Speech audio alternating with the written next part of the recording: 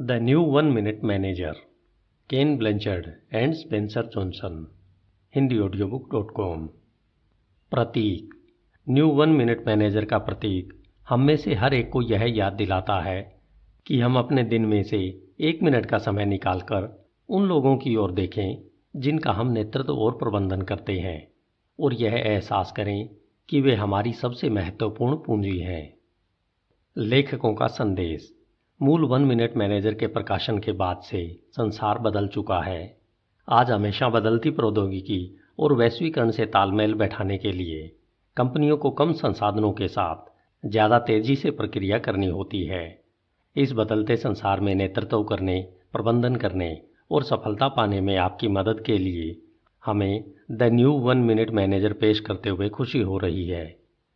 इस पुस्तक में भी इस बेहद लोकप्रिय कहानी के अंतर्निहित सिद्धांत वही है जिन्होंने संसार भर के करोड़ों लोगों की मदद की है, इसलिए इस कहानी का काफ़ी हिस्सा एक जैसा है। लेकिन जिस तरह संसार बदला है उसी तरह 1 मिनट मैनेजर भी बदल गए हैं। अब उनके पास नेतृत्व करने और लोगों को प्रोत्साहित करने की एक नई और ज़्यादा महत्वपूर्ण नीति है। पहली बार जब उन्होंने अपने 3 रहस्य सिखाए थे तब अर्श से फर्श तक होने वाला नेतृत्व प्रचलित और लोकप्रिय था। आजकल प्रभावी नेतृत्व का मतलब सहयोगपूर्ण संबंध हो गया है। आप द न्यू 1 मिनट मैनेजर में इसकी झलक देखेंगे। आज लोग अपनी नौकरी और ज़िंदगी में ज़्यादा संतुष्टि की तलाश कर रहे हैं। वे जुड़ाव महसूस करना चाहते हैं और सार्थक योगदान देना चाहते हैं। वे अब व्यक्तिगत ज़रूरतें पूरी करने के लिए नौकरी में सिर्फ अपना समय नहीं बेचना चाहते हैं, वे इससे ज़्यादा चाहते हैं। न्यू 1 मिनट मैनेजर इस बात को समझते हैं और कर्मचारियों के साथ इसी अनुसार व्यवहार करते हैं। वे अच्छी तरह जानते हैं कि कर्मचारी ही किसी संगठन की सफलता में सबसे महत्वपूर्ण योगदान देते हैं। उन्हें इस बात का एहसास है कि प्रतिभावान कर्मचारियों को कंपनी में आकर्षित करना और बनाए रखना एक शीर्ष प्राथमिकता है। कुंजी इस नई नीति के इस्तेमाल में है। जैसा कि प्राचीन दार्शनिक कन्फ्यूशियन की सलाह है, ज्ञान का सार यह है कि इसे पाने के बाद इसका इस्तेमाल करें। हमें यकीन है कि आप द न्यू 1 मिनट मैनेजर में दिए गए तीनों रहस्यों का इस्तेमाल करेंगे और अपने बदलते हुए संसार में सफल हो जाएंगे, न सिर्फ ऑफिस में सहकर्मियों और सहयोगियों के साथ बल्कि अपने परिवार वालों और मित्रों के साथ भी। अगर आप ऐसा करते हैं तो हमें विश्वास है कि आप और आपके साथ काम करने तथा रहने वाले लोग ज़्यादा स्वस्थ, ज़्यादा खुश और ज़्यादा उत्पादक जीवन का आनंद लेंगे। Ken Blanchard and Spencer Johnson, the new 1 minute manager, HindiAudiobook.com। खोज। एक बार एक प्रतिभाशाली युवक एक खास किस्म के मैनेजर की तलाश कर रहा था जो आज के बदलते हुए संसार में नेतृत्व और प्रबंधन कर सके। उसे एक ऐसे मैनेजर की तलाश थी जो लोगों को अपने कामकाज और जीवन में संतुलन लाने के लिए प्रोत्साहित करता हो, ताकि दोनों ही ज़्यादा सार्थक और आनंददायक बन जाएं। वह ऐसे मैनेजर के अधीन काम करना चाहता था और बाद में ऐसा ही मैनेजर बनना चाहता था। अपनी तलाश में वह कई वर्षों तक संसार के दूर दराज के कोनों तक गया। वह छोटे कस्बों में गया और वह शक्तिशाली देशों की राजधानियों में गया। उसने कई मैनेजरों से बात की जो तेजी से बदलते संसार से जूझने की कोशिश कर रहे थे। एग्जीक्यूटिव्स और उद्यमी, सरकारी अधिकारी और सैनिक, विश्वविद्यालय के प्रेसिडेंट और फाउंडेशन के संचालक, दुकानों और स्टोर्स, रेस्तराओं, बैंकों और होटलों के मैनेजर, स्त्री और पुरुष, युवा और वृद्ध। वह हर तरह के ऑफिस में गया था, बड़े और छोटे, वैभवपूर्ण और सादगीपूर्ण, खिड़कियों वाले और बिना खिड़कियों वाले। अब उसे यह विहंगम दृश्य दिखना शुरू हुआ कि लोग कर्मचारियों का प्रबंधन कैसे करते हैं, लेकिन उसे जो दिखा उससे वह विशेष खुश नहीं हुआ। उसने कई सख्त मैनेजर देखे जिनकी कंपनियां तो जीत रही थी, लेकिन वहां काम करने वाले कर्मचारी हार रहे थे। कुछ लोग सोचते थे कि वे अच्छे मैनेजर हैं, ज़्यादातर लोग इसके विपरीत सोचते थे। जब वह युवक इन सख्त मैनेजरों में से प्रत्येक के ऑफिस में बैठा तो उसने पूछा, आप खुद को किस तरह का मैनेजर कहेंगे? उनके जवाबों में बस थोड़ा सा ही अंतर होता था। मैं मुनाफा पसंद मैनेजर हूँ, मैं किसी भी स्थिति पर हावी हो जाता हूं, उसे बताया गया। सख्त, यथार्थवादी, मुनाफे की मानसिकता वाला। उन्होंने कहा कि उन्होंने हमेशा इसी तरह से प्रबंधन किया था और उन्हें अपनी शैली बदलने का कोई कारण नजर नहीं आता था। उसने उनकी आवाज़ों में गर्व की खनक सुनी और परिणामों में उनकी रुचि देखी। युवक कई भले मैनेजरों से भी मिला जिनके कर्मचारी जीत रहे थे जबकि उनकी कंपनियां हारती नजर आ रही थी। उनके कई कर्मचारियों का विचार था कि वे अच्छे मैनेजर हैं। उन मैनेजरों के ऊपर बैठे वरिष्ठ अधिकारियों को इस बारे में शंका थी। जब युवक ने बैठकर इन भले लोगों से वही सवाल पूछा तो उसे इस तरह के जवाब मिले। मैं सबको साथ लेकर चलने वाला मैनेजर हूँ, समर्थनकारी, दूसरों का ध्यान रखने वाला, मानवतावादी। उन्होंने यह भी कहा कि वे हमेशा इसी तरह से प्रबंधन करते थे और उन्हें अपनी शैली बदलने का कोई कारण नजर नहीं आता। उसने उनकी आवाज़ों में गर्व की खनक सुनी और लोगों में उनकी रुचि देखी, लेकिन वह विचलित था। ऐसा लगता था मानो संसार के ज़्यादातर मैनेजर अब भी उसी तरह से प्रबंधन कर रहे थे जैसा वे हमेशा से करते आए थे, और मूलतः उनकी रुचि या तो परिणामों में थी या फिर कर्मचारियों में। जो मैनेजर परिणामों में रुचि लेते थे उन पर अक्सर तानाशाह का लेबल लगा दिया जाता था, जबकि कर्मचारियों में रुचि रखने वाले मैनेजरों पर अक्सर प्रजातांत्रिक का लेबल लगाया जाता था। युवक ने सोचा कि ये दोनों ही, सख्त तानाशाह और भले प्रजातांत्रिक, सिर्फ आंशिक रूप से प्रभावी थे। उसने सोचा यह तो आधे मैनेजर होने जैसा है। वह थका और हताश घर लौटा। उसने अपनी तलाश काफी समय पहले ही छोड़ दी थी, लेकिन उसे एक बहुत बड़ा लाभ हुआ। वह सटीकता से जानता था कि वह किसकी तलाश कर रहा था।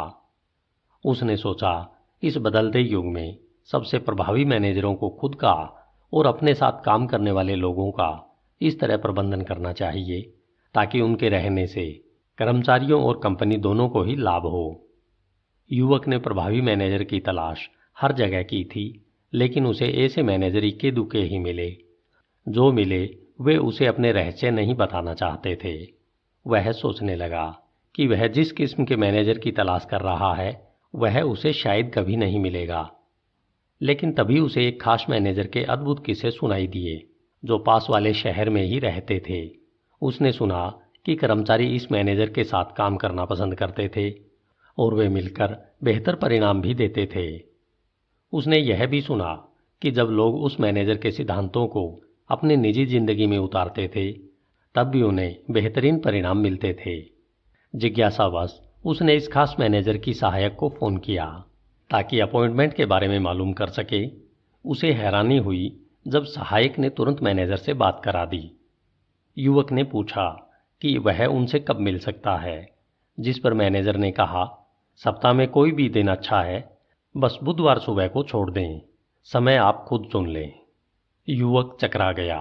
भला ऐसा कौन सा मैनेजर होगा जिसके पास इतना सारा खाली समय मौजूद हो सकता है, लेकिन वह मंत्रमुग्ध भी था, इसलिए वह उनसे मिलने चल दिया। पहले बुनियादी बातें। जब युवक मैनेजर के ऑफिस में पहुंचा तो उसने पाया कि मैनेजर खिड़की से बाहर देख रहे थे। मैनेजर ने मुड़कर उसे बैठने के लिए आमंत्रित किया। मैं आपके लिए क्या कर सकता हूं? मैंने आपके बारे में बेहतरीन बातें सुनी है। मैं आपकी प्रबंधन शैली के बारे में ज़्यादा जानना चाहता हूं। देखिए, इस संसार में जो परिवर्तन हो रहे हैं उन सब से निपटने के लिए हम अपनी आजमाई हुई विधियों का इस्तेमाल नए तरीके से कर रहे हैं, लेकिन इस बारे में हम बाद में बातें करेंगे। आइए बुनियादी बातों से बात शुरू करते हैं। हमारे संगठन में पहले अर्श से फर्श की प्रबंधन शैली थी जो अपने युग में कारगर थी, लेकिन आज यह शैली बहुत ज़्यादा धीमी हो गई है। यह कर्मचारियों को प्रेरित नहीं करती है और उनका दम घोंट देती है। ग्राहक ज़्यादा तेज सेवा और बेहतर सामान की मांग करते हैं, इसलिए हमें इस बात की ज़रूरत है कि हर कर्मचारी अपनी योग्यता के अनुरूप भरकस योगदान दे। हमारा मानना है कि दिमाग सिर्फ एग्जीक्यूटिव ऑफिस के लोगों के पास ही नहीं होता, यह पूरे संगठन के सभी कर्मचारियों के पास होता है। चूंकि गति अब सफलता की शर्त बन चुकी है, इसलिए सहयोगी बनकर नेतृत्व करना पुरानी आदेश और नियंत्रण प्रणाली से कहीं ज़्यादा कारगर होता है। आप सहयोगी बनकर नेतृत्व कैसे करते हैं? मैं सप्ताह में एक बार बुधवार की सुबह अपनी टीम से मिलता हूँ, इसलिए मैं उस वक्त आपसे नहीं मिल सकता था। उन बैठकों में हमारे समूह की समीक्षा और विश्लेषण सुनता हूँ कि उन्होंने पिछले सप्ताह क्या किया था, उन्हें क्या समस्याएं आई, क्या हासिल करना बाकी है। साथ ही वे मुझे काम करने की अपनी योजनाएं और रणनीतियां भी बताते हैं। क्या उन बैठकों में लिए गए निर्णय आप और आपकी टीम दोनों पर बाध्यकारी हैं? हाँ, बैठक का उद्देश्य यह है कि कर्मचारियों को भविष्य में जो करना है उसके बारे में महत्वपूर्ण निर्णय लेने में वे सहभागी बने। युवक ने पूछा, यानी आप सहभागी प्रबंधक हैं, है ना? दरअसल नहीं, मैं कर्मचारियों को आगे बढ़ाने में यकीन करता हूँ, लेकिन दूसरों के निर्णय लेते वक्त सहभागी नहीं बनता। तो फिर आपकी बैठकों का उद्देश्य क्या है? मैंने अभी अभी आपको बताया तो था।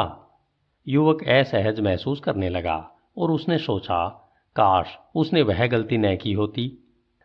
मैनेजर ने ठहर कर सांस ली। हम यहाँ परिणाम पाने के लिए हैं। हर एक की अनूठी योग्यताओं से फायदा उठाकर हम बहुत ज़्यादा उत्पादक बन जाते हैं। ओह, यानी आप कर्मचारी केंद्रित कम, परिणाम केंद्रित अधिक हैं। मैनेजर खड़े होकर चहलकदमी करने लगे। यदि कोई मैनेजर ज़्यादा जल्दी सफल होना चाहता है तो उसे परिणाम केंद्रित और कर्मचारी केंद्रित दोनों ही होना चाहिए। परिणाम हमें कर्मचारियों के जरिए नहीं मिलेंगे तो भला कैसे मिलेंगे? इसलिए मैं कर्मचारियों और परिणामों दोनों की परवाह करता हूँ, क्योंकि वे साथ साथ चलते हैं। इसकी ओर देखें। मैनेजर ने अपने कंप्यूटर की तरफ इशारा किया। मैंने इसे अपना स्क्रीन सेवर बना लिया है ताकि मुझे यह व्यवहारिक सत्य याद रहे। जो लोग खुद के बारे में अच्छा महसूस करते हैं वे अच्छे परिणाम देते हैं।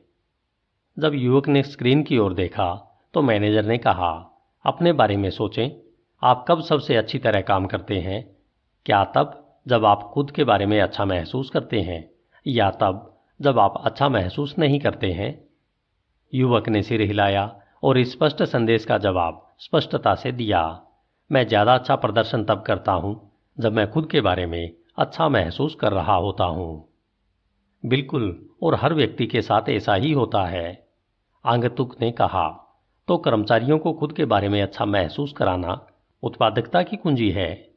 हाँ, लेकिन याद रहे, उत्पादकता सिर्फ काम की मात्रा नहीं है, यह उससे बढ़कर है। यह गुणवत्ता के बारे में भी है। वे खिड़की के करीब जाकर बोले, उस ओर देखो। जब युवक खिड़की के पास पहुंचा तो मैनेजर ने नीचे एक रेस्तरां की तरफ इशारा किया। क्या आपको दिख रहा है कि उस रेस्तरां में कितने सारे ग्राहक हैं? युवक ने देखा कि लोग उस रेस्तरां के दरवाजे के बाहर लाइन लगाकर खड़े थे। उसने कहा, रेस्तरां के लिए जगह अच्छी होनी चाहिए। मैनेजर ने कहा, अगर यही बात है तो फिर 2 दुकान छोड़कर चल रहे रेस्तरां के सामने लोगों की लाइन क्यों नहीं है?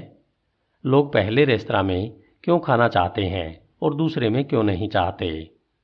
युवक ने जवाब दिया, शायद वहां भोजन और सेवा का स्तर ज़्यादा अच्छा होगा। हाँ, यह बहुत आसान है। लोगों को गुणवत्तापूर्ण प्रोडक्ट और मनचाही सेवा दिए बिना आप लंबे समय तक कारोबार नहीं कर सकते। स्पष्ट बिंदु को चूकना आसान है।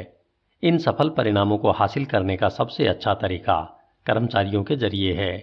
सर्वश्रेष्ठ रेस्तराओं के कर्मचारी ही उन्हें सफल बनाते हैं। इससे युवक की रुचि पैदा हो गई। जब वे दोबारा बैठे तो उसने कहा, आपने अभी अभी बताया है कि आप सहभागी मैनेजर नहीं हैं, तो आप अपना वर्णन किस तरह करेंगे? लोग मुझे न्यू 1 मिनट मैनेजर कहते हैं। लोग मुझे न्यू 1 मिनट मैनेजर कहते हैं। युवक के चेहरे पर हैरानी साफ दिख रही थी। क्या?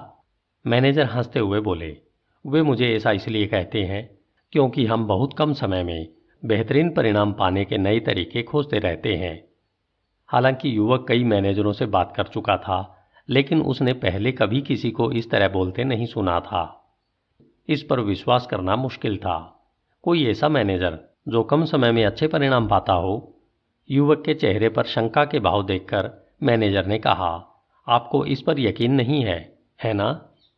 यकीन तो छोड़िए, मेरे लिए तो यह कल्पना करना भी मुश्किल है। मैनेजर ने हंसते हुए कहा, देखिए, अगर आप वाकई जानना चाहते हैं कि मैं किस किस्म का मैनेजर हूं, तो आप हमारी टीम के कुछ लोगों से बात क्यों नहीं कर लेते हैं? मैनेजर अपने कंप्यूटर की ओर मुड़े और एक लिस्ट प्रिंट करके युवक को थमा दी। ये उन 6 लोगों के नाम, पदनाम और फ़ोन नंबर है जो मेरे ठीक नीचे काम करते हैं। युवक ने पूछा, मुझे इनमें से किससे बात करनी चाहिए? यह आपका निर्णय है, कोई भी नाम चुन लें, किसी भी एक से बात कर लें या सबसे बात कर लें। देखिए, मेरा मतलब था मुझे किससे शुरू करना चाहिए। जैसा मैंने पहले बताया था, मैं दूसरे लोगों के लिए निर्णय नहीं लेता हूँ। मैनेजर ने दृढ़ता से कहा, अपने निर्णय स्वयं लें। फिर वे खामोश रहे और ऐसा लगा जैसे वे काफ़ी लंबे समय तक खामोश रहे हों। युवक परेशानी महसूस करने लगा और सोचने लगा कि काश उसने मैनेजर से अपने लिए वह निर्णय लेने को न कहा होता जो वह खुद ले सकता था। मैनेजर उठकर आंगतुक को दरवाजे तक लेकर गए। आप कर्मचारियों का नेतृत्व और प्रबंधन करने के बारे में जानना चाहते हैं और मैं इसकी प्रशंसा करता हूं। उन्होंने आगे कहा, अगर हमारी टीम के लोगों से बात करने के बाद आपके मन में कोई सवाल हो तो आप दोबारा मुझसे मिलने आ सकते हैं। दरअसल मैं आपको 1 मिनट मैनेजर का सिद्धांत तोहफे में देना चाहता हूं। किसी ने कभी मुझे यह दिया था और इससे बहुत फर्क पड़ा। जब आप इसे समझ लेंगे तो हो सकता है आपके मन में भी किसी दिन मैनेजर बनने की इच्छा जाग जाए। युवक ने कहा, आपको धन्यवाद। ऑफिस से निकलने पर वह युवक मैनेजर की सहयोगी कर्टनी के पास से गुजरा। वह बोली, आपके विचारशील हाव भाव से मैं समझ सकती हूँ कि आपने अभी अभी हमारे मैनेजर का अनुभव किया है। युवक अब भी सब कुछ समझने की कोशिश कर रहा था, इसलिए वह बोला, मुझे लगता तो है। सहयोगी ने पूछा, क्या मैं आपकी कोई मदद कर सकती हूँ? हाँ, उन्होंने मुझे लोगों की यह सूची दी है जिनसे मैं बात कर सकता हूँ। सहयोगी ने सूची पर नज़र डाली। इनमें से 3 लोग इस सप्ताह बाहर रहने वाले हैं, लेकिन टेरेसा ली, पॉल ट्रेनेल और जॉन लेवी आज यहाँ है। मैं उन्हें फ़ोन कर दूंगी और उनसे आपकी मुलाकात तय कराने में मदद करूंगी। युवक ने कहा, मैं आपका आभारी रहूंगा। पहला रहस्य, 1 मिनट के लक्ष्य। जब युवक टेरेसा ली के ऑफिस में पहुंचा तो वे अपना चश्मा हटाकर मुस्कुराई। मैंने सुना है कि आप हमारे मैनेजर से मिल लिए हैं। वे काफ़ी कमाल के इंसान हैं, है ना? वे ऐसे ही लगते हैं। क्या उन्होंने आपको सलाह दी थी कि आप हमसे मिलकर यह पता लगाएं कि वे किस तरह से प्रबंधन करते हैं? निश्चित रूप से, टेरेसा ने कहा, यह आश्चर्यजनक है कि यह तरीका कितनी अच्छी तरह काम करता है। मैं अब भी इस बात पर हैरान हूँ कि उन्हें मेरे साथ कितना कम समय बिताना पड़ता है, क्योंकि अब मैं सीख चुकी हूँ कि अपना काम कैसे करना है। क्या यह सच है? यकीन माने, यह सच है। मैं अब उनसे शायद ही कभी मिल पाती हूँ। युवक ने पूछा, आपका मतलब है आपको उनसे कोई मदद नहीं मिलती? उतनी नहीं जितनी शुरुआत में मिलती थी। वैसे किसी नए काम या जिम्मेदारी की शुरुआत में वे मेरे साथ काफ़ी समय रहते हैं। तब वे और मैं हमारे 1 मिनट के लक्ष्य बनाते हैं। 1 मिनट के लक्ष्य, वे क्या हैं? टेरेसा ने कहा, यह 1 मिनट मैनेजमेंट के 3 रहस्यों में पहला रहस्य है। 3 रहस्य? युवक ने पूछा और वह ज़्यादा जानने के लिए आतुर था। हाँ, टेरेसा ने कहा, 1 मिनट के लक्ष्य तय करना 1 मिनट मैनेजमेंट की शुरुआत है। देखिए, ज़्यादातर कंपनियों में यह होता है कि जब आप कर्मचारियों से पूछते हैं कि वे क्या करते हैं और फिर उनके बॉस से पूछते हैं तो प्राय आपको 2 अलग अलग जवाब मिलते हैं। वास्तव में मैंने जिन कुछ कंपनियों में काम किया है वहाँ यह होता था कि मैं जिन चीज़ों को मेरे काम की जिम्मेदारियाँ मानती थी और जिन चीज़ों को मेरा बॉस मेरी जिम्मेदारियाँ मानता था, उनमें कोई संबंध बस संयोगवश ही होता था। फिर मैं कोई ऐसी चीज़ न करने के लिए मुश्किल में फंस जाती थी जिसे मैं अपने काम का हिस्सा मानती भी नहीं थी। युवक ने पूछा, क्या यहाँ ऐसा कभी होता है? नहीं, टेरेसा ने जवाब दिया, ऐसा यहाँ नहीं होता। हमारे मैनेजर हमारे साथ बैठकर यह स्पष्ट कर देते हैं कि हमारी जिम्मेदारियाँ क्या है और हमें किन चीज़ों के लिए जवाबदेह ठहराया जाएगा। लेकिन वे ऐसा करते कैसे हैं? युवक जानना चाहता था। टेरेसा ने मुस्कुराकर कहा, पहले से ज़्यादा कार्यकुशलता के साथ। वास्तव में आजकल मैं उन्हें न्यू 1 मिनट मैनेजर कहती हूँ, क्योंकि वे नए तरीकों से चीज़ें कर रहे हैं जो अब और भी ज़्यादा कारगर है। वह कैसे? उसने समझाया। मिसाल के तौर पर वे हमारे लक्ष्य तय नहीं करते हैं, इसके बजाय वे हमारी राय तथा विचार सुनते हैं और हमारे लक्ष्य तय करने के लिए हमारे साथ साथ काम करते हैं। जब हम सबसे महत्वपूर्ण लक्ष्यों के बारे में सहमत हो जाते हैं तो हर लक्ष्य का वर्णन एक पेज पर किया जाता है। उन्हें ऐसा लगता है कि किसी लक्ष्य और इसे प्राप्त करने के समय क्या करना है और कब तक करना है को व्यक्त करने में 1 या 2 पैराग्राफ से ज़्यादा नहीं लगना चाहिए। ऐसा इसलिए ताकि इसे लगभग 1 मिनट में ही पढ़ा जा सके और इसकी समीक्षा की जा सके। एक बार जब हम लक्ष्यों को संक्षेप में लिख लेते हैं तो उन्हें बार बार देखना आसान होता है और महत्वपूर्ण लक्ष्यों पर केंद्रित रहना भी आसान होता है। अंततः मैं अपने लक्ष्य उन्हें ईमेल कर देती हूँ और उनकी प्रति अपने पास रखती हूँ ताकि हर चीज़ स्पष्ट रहे और हम दोनों ही समय समय पर मेरी प्रगति की जांच कर सकें। अगर हर लक्ष्य के लिए 1 पेज का वर्णन होता है तो क्या हर कर्मचारी के लिए बहुत से पेज नहीं हो जाते हैं? नहीं, दरअसल ऐसा नहीं होता। हम 80-20 के नियम पर चलते हैं, यानी आपके 80% सचमुच महत्वपूर्ण परिणाम आपके 20% लक्ष्यों से मिलेंगे। इसलिए हम सिर्फ उन 20% लक्ष्यों के लिए ही 1 मिनट के लक्ष्य तय करते हैं, यानी हमारी जिम्मेदारी के मुख्य क्षेत्र शायद 3 से 5 लक्ष्य है। जाहिर है, अगर कोई खास प्रोजेक्ट आ जाता है तो हम 1 मिनट के खास लक्ष्य तय कर लेते हैं। उसने आगे कहा, चूंकि हर लक्ष्य को लगभग 1 मिनट में पढ़ा जा सकता है, इसलिए हमें कभी कभार समय निकालने के लिए प्रोत्साहित किया जाता है ताकि हम देखें कि हम क्या कर रहे हैं और यह भी देखें कि क्या हमारा काम हमारे लक्ष्य से मेल खाता है। यदि यह मेल नहीं खाता है तो हमें अपने कामों में बदलाव करना होता है। इससे हमें ज़्यादा जल्दी सफल होने में मदद मिलती है। युवक ने कहा, तो आप देखती हैं कि क्या आप अपेक्षित काम कर रही हैं या नहीं। आप अपने मैनेजर का इंतज़ार नहीं करती हैं कि वह आपको यह बात बताए। हाँ, तो एक तरह से आप अपना प्रबंधन खुद करती हैं। बिल्कुल, टेरेसा ने सिर हिलाकर कहा। उसने आगे कहा, और यह ज़्यादा आसान है क्योंकि हम जानते हैं कि हमारा काम क्या है। हमारा मैनेजर यह सुनिश्चित करता है कि हम यह जान लें कि अच्छा प्रदर्शन कैसा दिखता है, क्योंकि वे हमें यह दिखा देते हैं। दूसरे शब्दों में, अपेक्षाएं हम दोनों के सामने ही स्पष्ट होती हैं। हम में से कई दूर रहकर भी काम करते हैं, इसलिए हमारे मैनेजर हमेशा आमने सामने नहीं दिखा पाते हैं कि हमारा प्रदर्शन कैसा होना चाहिए, लेकिन वे दूसरे तरीकों से ऐसा कर देते हैं। क्या आप मुझे कोई उदाहरण दे सकती हैं? बिल्कुल, टेरेसा ने कहा। मेरा एक लक्ष्य यह था कि मैं किसी समस्या को पहचानूं और कोई ऐसा समाधान सोचूं जिस पर अमल करने से स्थिति सही हो जाए। शुरुआत में जब मैंने यहाँ काम करना शुरू किया था तो मैं यात्रा कर रही थी। वहाँ मुझे एक समस्या नजर आई जिसे सुलझाना जरूरी था, लेकिन मुझे समझ में नहीं आ रहा था कि इसे किस तरह सुलझाया जाए। इसलिए मैंने उन्हें फ़ोन किया। जब उन्होंने फ़ोन का जवाब दिया तो मैंने कहा, मेरे सामने एक समस्या है। इससे पहले कि मैं और कुछ कह पाऊँ, वे बोले, अच्छी बात है, उसे सुलझाने के लिए ही तो तुम्हें काम पर रखा गया है। इसके बाद फ़ोन के दूसरे छोर पर खामोशी छा गई। मैं नहीं जानती थी कि मैं क्या कहूँ। अंततः मैं जैसे तैसे बोली कि लेकिन मैं नहीं जानती कि इस समस्या को कैसे सुलझाना है। उन्होंने कहा कि टेरेसा, भविष्य के लिए तुम्हारा एक लक्ष्य समस्याओं को खुद पहचानना और सुलझाना है, लेकिन चूंकि तुम नई हो इसलिए हम बात कर लेते हैं। अच्छा, तो अब बताओ कि समस्या क्या है। इसके बाद मैंने समस्या को यथासंभव स्पष्ट अंदाज में बताने की कोशिश की, लेकिन मैं घबरा रही थी और रक्षात्मक थी, इसलिए मैं ठीक से बता नहीं पा रही थी। मेरे मैनेजर ने मुझे आरामदेह बताते हुए नरमी से कहा कि बस मुझे इतना बता दो कि लोग क्या कर रहे हैं या क्या नहीं कर रहे हैं जिससे समस्या उत्पन्न हो रही है।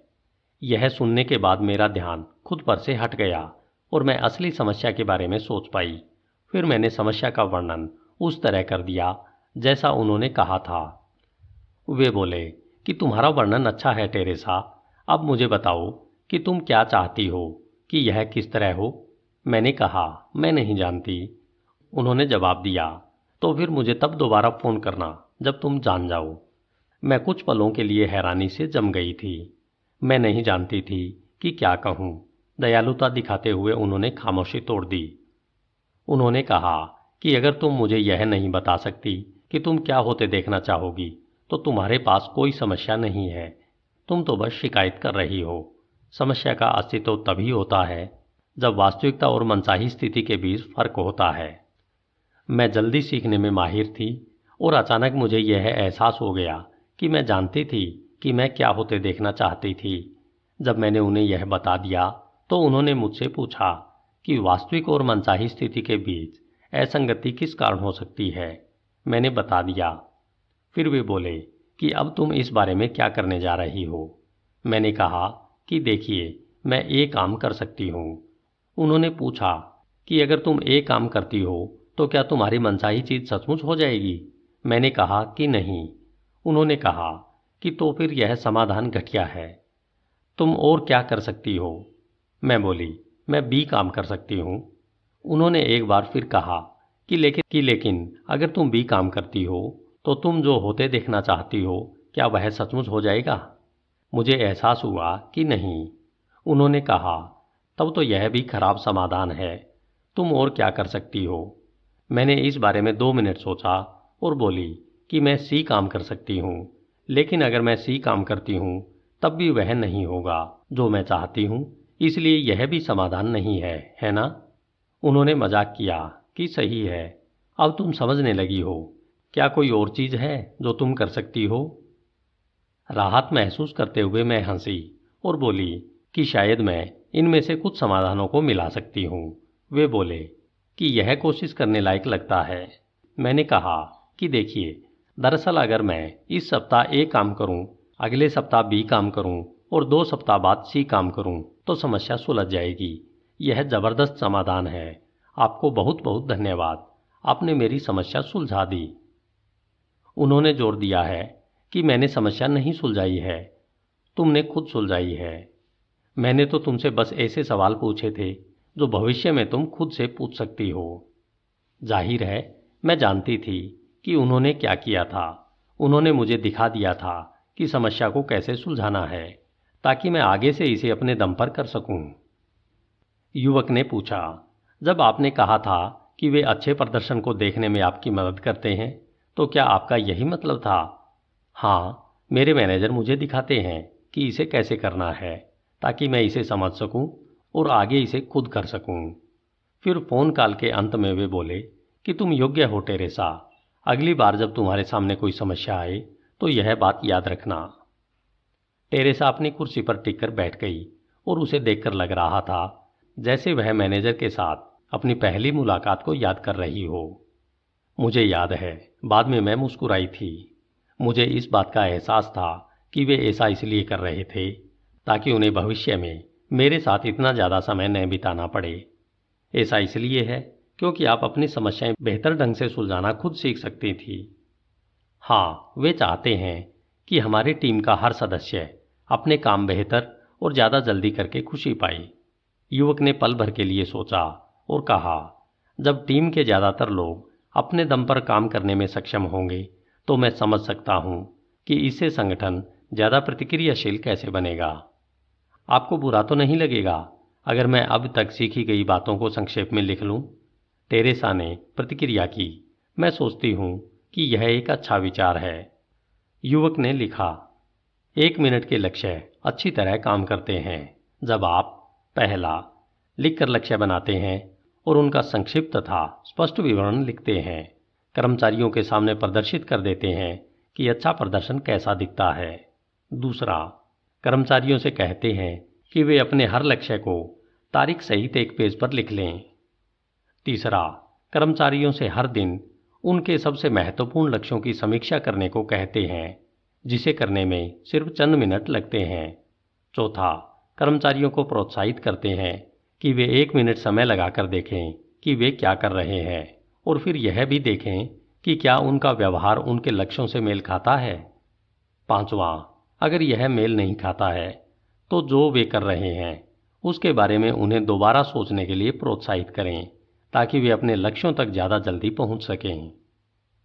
युवक ने टेरेसा को अपना सार दिखाया। वह बोली, वाह, आप बहुत तेज सीखते हैं। धन्यवाद, उसने कहा और अपने बारे में अच्छा महसूस किया। अगर 1 मिनट के लक्ष्य तय करना 1 मिनट मैनेजर बनने का पहला रहस्य है, तो क्या मैं पूछ सकता हूं कि बाकी के 2 लक्ष्य क्या हैं? टेरेसा मुस्कुराई और अपनी घड़ी देखकर बोली, आप पॉल ट्रेनेल से क्यों नहीं पूछते? मेरे बाद आपको उनसे मिलने जाना है ना? वह इस बात से प्रभावित हुआ कि टेरेसा पहले से ही उसका कार्यक्रम जानती है। वह उससे हाथ मिलाने के लिए उठा और बोला, हाँ, और समय देने के लिए आपका बहुत बहुत धन्यवाद। आपका स्वागत है। समय एक ऐसी चीज़ है जो अब मेरे पास बहुत ज़्यादा है, जैसा आप शायद कह सकते हैं। मैं खुद न्यू 1 मिनट मैनेजर बनती जा रही हूँ। आपका मतलब है कि आप गौर करती हैं कि क्या बदल रहा है और फिर 3 रहस्यों को लागू करने के नए तरीकों की कोशिश करती हैं। हाँ, परिवर्तन के हिसाब से ढलना मेरा एक मुख्य लक्ष्य है। धन्यवाद। HindiAudiobook.com। दूसरा रहस्य, 1 मिनट की तारीफ। जब युवक टेरेसा के ऑफिस से निकला तो वह सुनी हुई बातों की सादगी से दंग रह गया। उसने सोचा, इसमें समझदारी लगती है। आखिर आप तब तक प्रभावी मैनेजर कैसे बन सकते हैं जब तक कि आप और आपकी टीम लक्ष्यों के बारे में स्पष्ट न हो, जब तक कि इसे यही न पता हो कि अच्छा प्रदर्शन कैसा दिखता है। जब वह पॉल ट्रेनल के ऑफिस में पहुंचा तो उसे इतने युवा व्यक्ति को देखकर हैरानी हुई। पॉल की उम्र 30 वर्ष के करीब दिख रही थी। तो आप मैनेजर से मिल चुके हैं? वे कमाल के इंसान हैं, है ना? युवक को अब तक मैनेजर के बारे में कमाल का इंसान सुनने की आदत पड़ चुकी थी। मुझे भी लगता है। क्या उन्होंने आपको बताया कि वे कैसे प्रबंधन करते हैं? उन्होंने बताया था। क्या यह सच है? युवक ने पूछा और सोचा कि क्या उसे टेरेसा से भिन्न जवाब मिलेगा। बिल्कुल सच है। मैं जिस आखिरी कंपनी में काम करता था, वहाँ पर मेरे बॉस माइक्रो मैनेजर थे, यानी हर छोटी छोटी बात की निगरानी करते थे। लेकिन हमारे नए 1 मिनट मैनेजर उस शैली में यकीन नहीं करते। आपका मतलब है आपको उनसे मदद नहीं मिलती? उतनी नहीं जितनी तब मिलती थी जब मैं शुरुआत में सीख रहा था। अब उन्हें मुझ पर ज़्यादा भरोसा है। लेकिन किसी नए प्रोजेक्ट या जिम्मेदारी की शुरुआत में वे मेरे साथ काफ़ी समय बिताते हैं। हाँ, मैंने अभी अभी 1 मिनट के लक्ष्य तय करने के बारे में सीखा है, युवक ने बीच में कहा। दरअसल मैं 1 मिनट के लक्ष्य के बारे में नहीं सोच रहा था। मैं तो 1 मिनट की प्रशंसाओं का जिक्र कर रहा था। 1 मिनट की प्रशंसाएं? क्या यह दूसरा रहस्य है? हाँ, वास्तव में जब मैंने यहाँ पहल काम शुरू किया तो मेरे मैनेजर ने मेरे सामने बिल्कुल स्पष्ट कर दिया कि वे क्या करने वाले थे। वह क्या? उन्होंने कहा कि मेरे लिए अच्छा प्रदर्शन करना काफ़ी आसान होगा अगर वे मुझे इस बारे में बिल्कुल स्पष्ट फीडबैक दें कि मैं कैसा काम कर रहा था। उन्होंने कहा कि इससे मुझे सफल होने में मदद मिलेगी, कि मुझ में काबिलियत थी और वे मुझे संगठन में बनाए रखना चाहते थे। वे यह भी चाहते थे कि मैं अपने काम का आनंद लूं और संगठन की बहुत मदद करूं। फिर उन्होंने कहा कि जब मैं अच्छा प्रदर्शन करूंगा और जब मैं अच्छा प्रदर्शन नहीं करूंगा तो वे मुझे बहुत स्पष्ट शब्दों में बता देंगे। उन्होंने मुझे चेतावनी दी कि पहल यह हम दोनों के लिए बहुत सुकून देने वाला नहीं होगा। क्यों? क्योंकि जैसा उन्होंने मुझे तब बताया था, ज़्यादातर मैनेजर इस तरह से प्रबंधन नहीं करते हैं। उन्होंने मुझे आश्वस्त किया कि अगर अपने काम में सफल होना मेरे लिए महत्वपूर्ण था तो मुझे जल्दी ही एहसास हो जाएगा कि फीडबैक एक अमूल्य औजार है। क्या आप मुझे इस बात का कोई उदाहरण दे सकते हैं? निश्चित रूप से, पॉल ने जवाब दिया। जब मैंने यहाँ काम करना शुरू किया तो मैंने गौर किया कि जब मेरे मैनेजर और मैं अपने 1 मिनट के लक्ष्य तय कर लेते थे तो उसके बाद वे सतत संपर्क में रहते थे। वे ऐसा कैसे करते थे? 2 तरीकों से। पहला, वे मेरी गतिविधियां देखते थे। जब वे दूर होते थे तब भी वे विभिन्न आंकड़ों की जांच करते थे, जिनसे पता चलता था कि मैं कैसा प्रदर्शन कर रहा था। दूसरे, वे चाहते थे कि मैं अपनी प्रगति की रिपोर्ट उन्हें भेजूं। आपको इस बारे में कैसा महसूस होता था? पहल तो मैं बेचैन हो जाता था। फिर मुझे उनकी बात याद आई कि शुरुआत में वे मुझ पर नज़र रखेंगे ताकि वे मुझे कोई चीज सही करते हुए पकड़ सकें। युवक ने पूछा, कोई चीज सही करते हुए पकड़ सकें? हाँ, हमारे यहाँ एक कहावत है जिसका पालन हर मैनेजर करता है।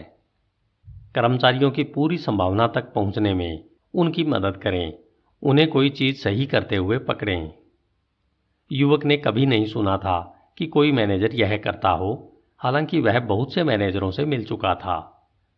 पॉल ने आगे कहा, ज़्यादातर संगठनों में मैनेजर अपना ज़्यादातर समय कर्मचारियों को क्या करते पकड़ने में बिताते हैं। युवक जानकार अंदाज में मुस्कुराया और बोला, कोई चीज़ गलत करते हुए। सही, पॉल मुस्कुराए, बिल्कुल सही। यहाँ हम लोगों को सही करते हुए पकड़ते हैं और सकारात्मक बातों पर जोर देते हैं, खासतौर पर जब वे कोई नया काम शुरू करते हैं। युवक ने कुछ नोट्स लिए, फिर ऊपर देखा और पूछा, जब वे आपको कोई सही चीज़ करते हुए पकड़ लेते हैं तो क्या होता है? तब वे 1 मिनट की प्रशंसा करते हैं, पॉल ने आनंद के साथ कहा। इसका क्या मतलब है? युवक ने पूछा। जब वे गौर करते हैं कि आपने कोई चीज़ सही की है तो वे आपको सटीकता से बताते हैं कि आपने क्या सही किया है और वे इस बारे में कितना अच्छा महसूस करते हैं। वे बीच में एक पल के लिए ठहर जाते हैं ताकि आप भी इसे महसूस कर सकें। फिर वे अच्छा काम जारी रखने के लिए आपको प्रोत्साहित करते हैं और प्रशंसा को ज़्यादा शक्तिशाली बनाते हैं। मेरे ख्याल से मैंने कभी नहीं सुना कि कोई मैनेजर यह करता हो, युवक ने कहा। इससे आपको काफ़ी अच्छा महसूस होता होगा। इससे निश्चित रूप से अच्छा लगता है और कई कारणों से। सबसे पहले तो कोई चीज़ सही करने के तुरंत बाद ही मुझे प्रशंसा मिल जाती है। पॉल आगे की ओर झुके और गोपनीय अंदाज में बोले, मुझे वार्षिक प्रदर्शन समीक्षा का इंतजार नहीं करना पड़ता। आप मेरा मतलब समझ गए होंगे। हाँ, मैं समझ गया, युवक ने कहा। आपका प्रदर्शन कैसा है यह जानने के लिए इंतजार करना बहुत बुरा होता है। मैं सहमत हूँ। दूसरे, चूंकि वे सटीकता से बताते हैं कि मैंने क्या सही किया, इसलिए मुझे पता चल जाता है कि वे जानते हैं कि मैं क्या कर रहा हूँ और उनकी प्रशंसा सच्ची है। तीसरे, वे हमेशा एक जैसे रहते हैं। हमेशा एक जैसे? युवक ने पूछा। हाँ, वे मेरी तारीफ करते हैं जब मैं अपना काम अच्छी तरह करता हूँ और इसका हकदार होता हूँ, भले ही परिस्थितियाँ उनके लिए व्यक्तिगत तौर पर या यहाँ ऑफिस में अच्छी न हो। मैं जानता हूँ कि वे दूसरी जगह हो रही चीज़ों को लेकर परेशान हो सकते हैं, लेकिन मैं जहाँ हूँ वे वहीं पर प्रतिक्रिया करते हैं। वे वहाँ से प्रतिक्रिया नहीं करते जहाँ वे उस वक्त होते हैं। मैं सचमुच इसकी कदर करता हूँ। क्या इस सारी प्रशंसा में मैनेजर का बहुत समय नहीं लग जाता है? युवक ने पूछा। नहीं, याद है, आपके लंबे समय तक किसी की प्रशंसा करने से पहले ही वह व्यक्ति जान जाता है कि आप उसके प्रदर्शन पर करीबी निगाह रख रहे हैं। इसमें आमतौर पर 1 मिनट से कम समय लगता है, युवक ने कहा। इसलिए इसे 1 मिनट की प्रशंसा कहा जाता है। सही कहा। तो क्या वे हमेशा आपको कोई चीज़ सही करते हुए पकड़ने की कोशिश करते हैं? नहीं, जाहिर है नहीं, पॉल ने जवाब दिया। यह ज़्यादातर शुरुआत में होता है, जब आप यहाँ काम करना शुरू करते हैं और जब आप कोई नया प्रोजेक्ट या जिम्मेदारी शुरू करते हैं। जब आप काम सीख जाते हैं तो आपको समझ में आ जाता है कि उनको आप पर भरोसा है, क्योंकि बाद में आप उन्हें बहुत बार नहीं देखते हैं।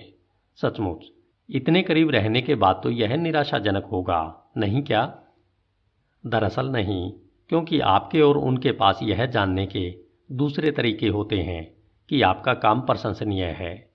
आप दोनों ही सामने मौजूद आंकड़ों की समीक्षा कर सकते हैं, बिक्री के आंकड़े, व्यय, उत्पादन सारणी आदि। पॉल ने आगे कहा, समय के साथ आप खुद को सही चीज़ें करते हुए पकड़ने लगते हैं। आप खुद की प्रशंसा करने लगते हैं। आप सोचते हैं कि मैनेजर दोबारा आपकी प्रशंसा कब करेंगे, जो वे कई बार करते हैं, और इससे उनकी गैर मौजूदगी में भी आप अपनी राह पर चलते रहते हैं। यह विलक्षण है।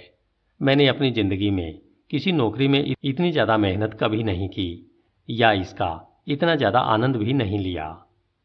इसका कारण यह है, जब मुझे प्रशंसा मिलती है तो मैं जान जाता हूँ कि मैंने इसे अर्जित किया है। मैंने देखा है कि इससे आत्मविश्वास बढ़ जाता है, जो बहुत महत्वपूर्ण साबित होता है। आपको ऐसा क्यों लगता है कि यह बहुत महत्वपूर्ण है? क्योंकि जो आत्मविश्वास अर्जित किया जाता है उससे आपको होने वाले तमाम परिवर्तनों से निपटने में मदद मिलती है। हमसे अपेक्षा की जाती है कि आगे रहने के नवाचार करने के लिए हम पर्याप्त आत्मविश्वासी बनें। क्या इसलिए आपके मैनेजर आपके निर्णय खुद लेने के बजाय आपको किसी समस्या को खुद सुलझाने का अवसर देते हैं? हाँ, इसके अलावा इससे मैनेजर का समय भी बचता है।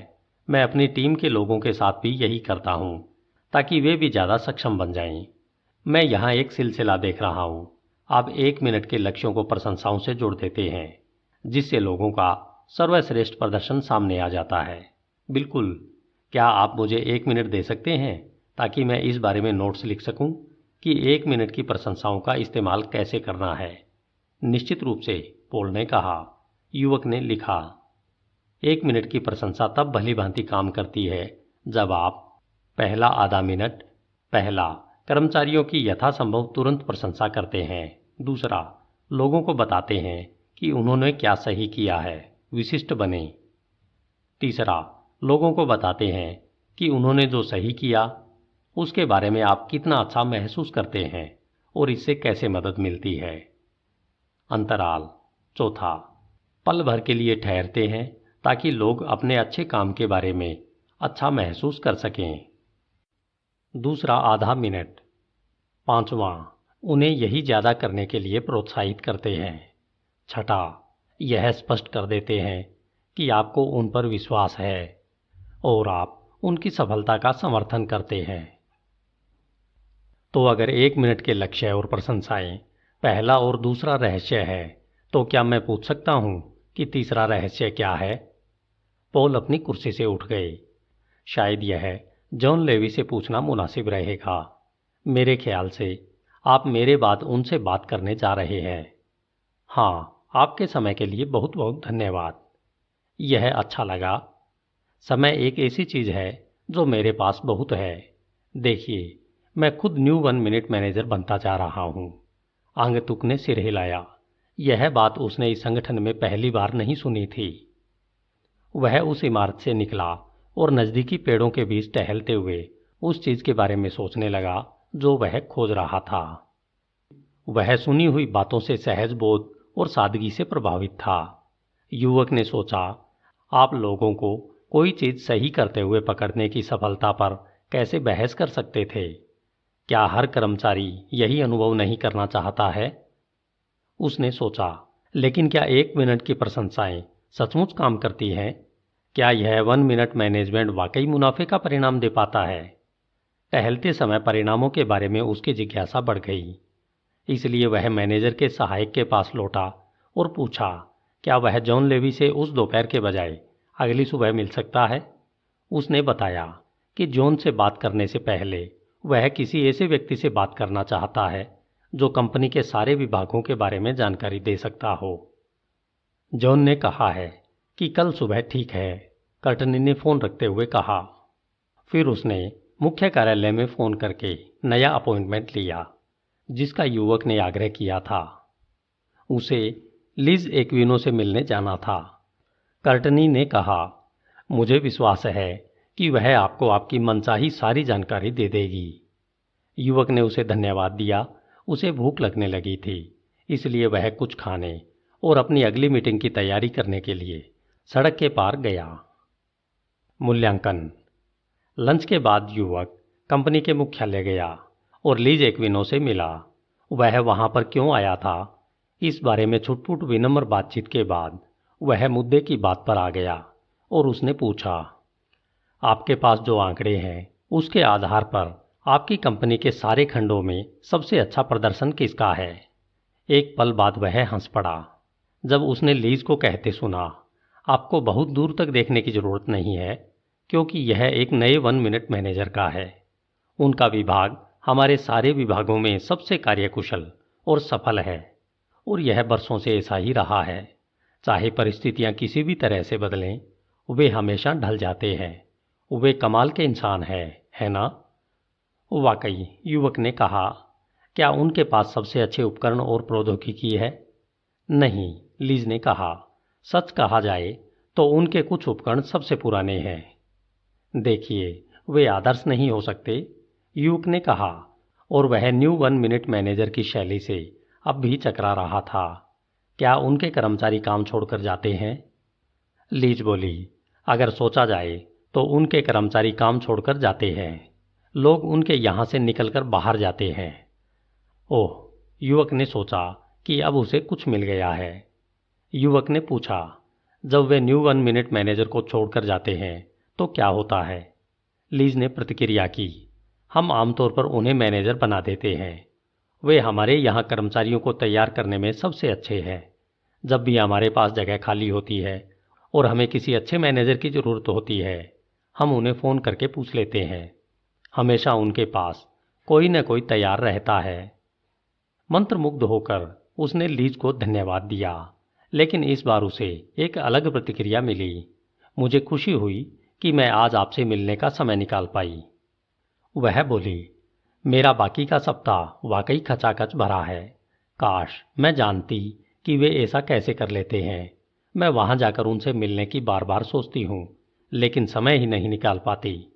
युवक ने मुस्कुराते हुए कहा, जब मुझे उनके रहस्य पता चल जाएंगे, मैं वे आपको तोहफे में दे दूंगा। जिस तरह वे मुझे रहस्य बता रहे हैं, मैं आपको भी बता दूंगा। यह कीमती तोहफा होगा, लीज ने मुस्कुराते हुए कहा। इसके बाद लीज ने अपने अव्यवस्थित ऑफिस की ओर देखा और आह भरी, मुझे मदद की बहुत ज़रूरत है। युवक लीज के ऑफिस से बाहर निकला और इमारत से बाहर निकलते समय वह अपना सिर हिला रहा था। उसका मन मोह लिया था। उस रात युवक को सोने में बहुत बेचैनी हुई, क्योंकि वह अगले दिन के बारे में सोच रहा था, तीसरा रहस्य सीखने के बारे में। धन्यवाद। HindiAudiobook.com। तीसरा रहस्य, 1 मिनट की फटकार। अगली सुबह 9 बजते ही वह जॉन लेवी के ऑफिस में पहुंच गया। उसे हमेशा की तरह, वे कमाल के आदमी हैं, है ना, सुनने को मिला, लेकिन अब तक युवक उस बिंदु पर पहुंच गया था जहां वह ईमानदारी से कह सकता था, हाँ वे हैं। जॉन ने कहा, वे आश्चर्यजनक हैं। वे बरसों से यहाँ हैं, लेकिन वे समय के साथ आगे बढ़ते रहे हैं। वे चीज़ों को नया और ताज़ा रखते हैं। उन्होंने अपना विकास किया है और वे पहले से ज़्यादा कुशाग्र बुद्धि बन गए हैं।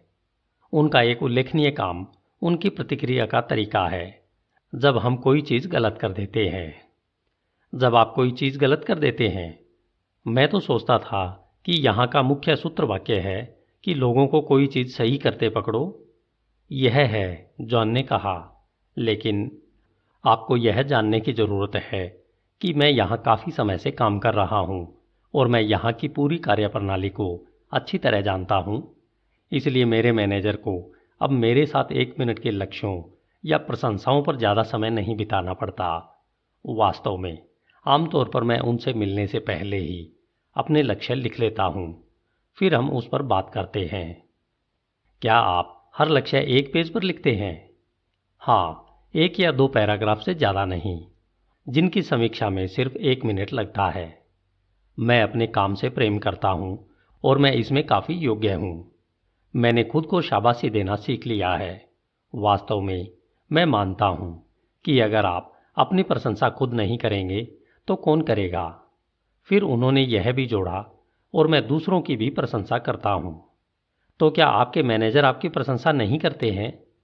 कई बार, लेकिन उन्हें ज़्यादा बार नहीं करनी पड़ती है, क्योंकि इस मामले में मैं उन्हें हरा देता हूँ। जब मैं कोई चीज़ खास अच्छी तरह करता हूँ तो मैं उनसे प्रशंसा मांग भी लेता हूँ।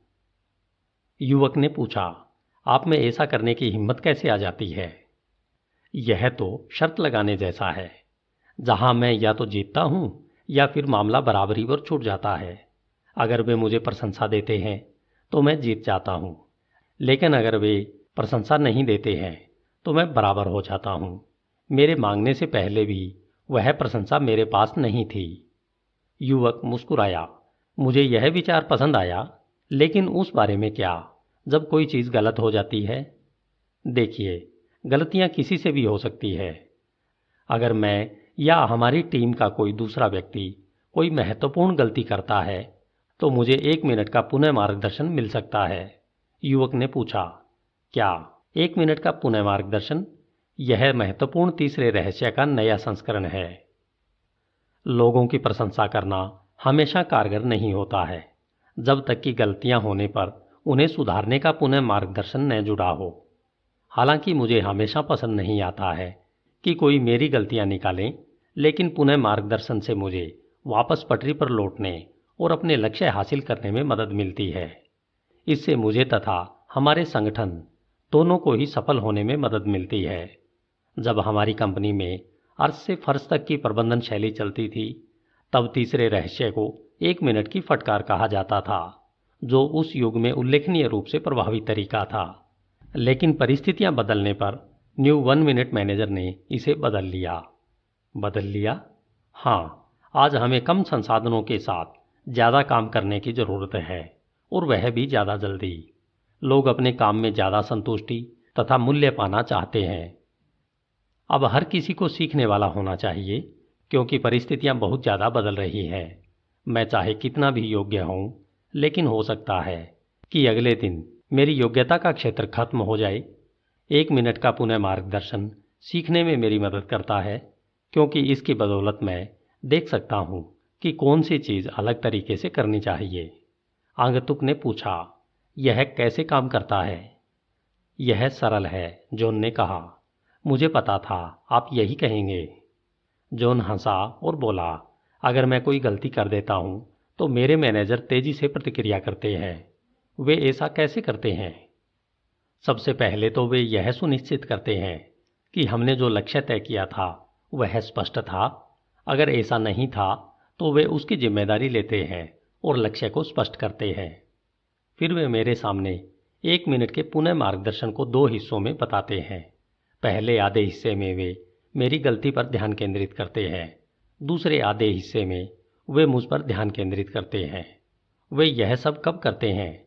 जैसे ही उन्हें गलती का पता चलता है, वे मुझसे तथ्यों की पुष्टि करते हैं, और जो भी गलत हुआ है हम उसकी समीक्षा करते हैं। वे बहुत विशिष्ट होते हैं। फिर वे मुझे बताते हैं कि वे गलती के बारे में कैसा महसूस करते हैं और इसका हमारे परिणामों पर क्या संभावित प्रभाव हो सकता है। कई बार तो बहुत स्पष्ट शब्दावली में। जब वे मुझे बता देते हैं कि वे कैसा महसूस कर रहे हैं, तो इसके बाद वे कुछ पल तक खामोश रहते हैं ताकि मैं इसे आत्मसात कर सकूं। यह खामोशी का अंतराल आश्चर्यजनक रूप से महत्वपूर्ण साबित होता है। क्यों? क्योंकि खामोशी के पल मुझे अपनी गलती के बारे में चिंता महसूस करने और यह सोचने का समय देते हैं कि इसका मुझ पर और संगठन पर क्या प्रभाव हो सकता है। वे कितनी देर तक खामोश रहते हैं? केवल कुछ सेकंड, लेकिन जब यह आपके साथ होता है तो ज़्यादा लंबा लगता है। जॉन ने आगे कहा, पुनः मार्गदर्शन के दूसरे हिस्से में वे मुझे याद दिलाते हैं कि मैं अपनी गलती से ज़्यादा अच्छा हूँ और उन्हें मुझ पर विश्वास तथा भरोसा है। वे कहते हैं कि उन्हें आशा है यह गलती दोहराई नहीं जाएगी और वे मेरे साथ आगे भी काम करना चाहते हैं। मुझे ऐसा लगता है कि पुनः मार्गदर्शन आपको अपने काम की गलती के बारे में 2 बार सोचने के लिए मजबूर करता है। जॉन ने सिर हिलाया। यह करता है। क्या आप मुझे 1 मिनट के पुनः मार्गदर्शन के इस्तेमाल के मुख्य हिस्सों के बारे में ज़्यादा बता सकते हैं? बिल्कुल, वे सटीकता से बताते हैं कि क्या गलत हुआ है, ताकि मैं जान जाऊं कि उन्हें पूरी जानकारी है और वे यह नहीं चाहते हैं कि मेरी टीम या मेरी छवि खराब या दोयम काम के लिए बने। चूंकि वे पुनः मार्गदर्शन के अंत में इस बात की पुष्टि करते हैं कि वे मुझे तथा मेरी टीम को महत्व देते हैं, इसलिए यह मेरे लिए ज़्यादा आसान हो जाता है कि मैं नकारात्मक प्रतिक्रिया न करूं या रक्षात्मक न बनूं। मैं किसी दूसरे पर दोष मंडकर अपनी गलती को तर्कसंगत साबित करने की कोशिश नहीं करता हूं। जाहिर है, यह जानने से मदद मिलती है कि अगर लक्ष्य स्पष्ट नहीं है तो वे इसकी जिम्मेदारी लेंगे। इस वजह से मैं जानता हूं कि वे न्यायपूर्ण हैं। पुनः मार्गदर्शन में अमूमन सिर्फ 1 मिनट का समय लगता है, और जब यह खत्म हो जाता है तो यह खत्म हो जाता है, लेकिन यह आपको याद रहता है। और चूंकि यह समर्थन के साथ खत्म होता है, इसलिए आप दोबारा पटरी पर लौटना चाहते हैं। मैं जानता हूं कि आप किस बारे में बोल रहे हैं, युवक ने कहा। मैंने उनसे पूछ लिया था। जॉन ने बीच में बोल दिया। उम्मीद है आपने उनसे अपने लिए निर्णय लेने को नहीं पूछा होगा? युवक थोड़ा शर्मिंदा दिख रहा था। हाँ, मैंने यही किया था। जॉन धीरे से हंसे। तब तो आप इस बारे में थोड़ा जानते हैं कि 1 मिनट के पुनः मार्गदर्शन को सुनना कैसा लगता है। हालांकि मुझे लगता है कि आपको बहुत छोटी खुराक मिली होगी। यहाँ हम जानते हैं कि आप हमारी कंपनी की संस्कृति के लिए नए हैं, लेकिन आपको पुनः मार्गदर्शन की ज़रूरत है, तो यह हल्का होना चाहिए ताकि आप हताश न हों। हमारा लक्ष्य लोगों में आत्मविश्वास जगाना है ताकि वे बेहतर परिणाम पाने में हमारी मदद कर सकें। हो सकता है कि यह हल्का हो, युवक ने कहा, लेकिन मैं नहीं सोचता कि मैं दोबारा कभी उनसे कहूँगा कि वे मेरे लिए निर्णय लें। फिर उसने पूछा, क्या वे कभी गलती करते हैं? वे तो बहुत आदर्श लगते हैं। जॉन हंसे। जाहिर है वे गलतियां करते हैं, वे भी इंसान हैं, लेकिन वे इसे सबसे पहले स्वीकार करते हैं। वास्तव में उन्होंने कह रखा है कि अगर हमें कभी लगे कि वे किसी चीज़ के बारे में गलत हैं, तो हम उन्हें खुलकर बता दें। यह अक्सर नहीं होता है, लेकिन वे कहते हैं कि इससे उन्हें उस गलती को रोकने में मदद मिलती है जो वे भविष्य में कर सकते हैं। यह कई कारणों में से एक है जिनकी बदौलत हमें उनके साथ काम करना पसंद है। कई बार वे रूखे हो जाते हैं, लेकिन उनका हास्यबोध अच्छा है और इससे मदद मिलती है। मिसाल के तौर पर, वे मेरी गलती को पकड़ने में सचमुच अच्छे हैं, लेकिन कई बार वे मुझे पुनः मार्गदर्शन का दूसरा हिस्सा देना भूल जाते हैं।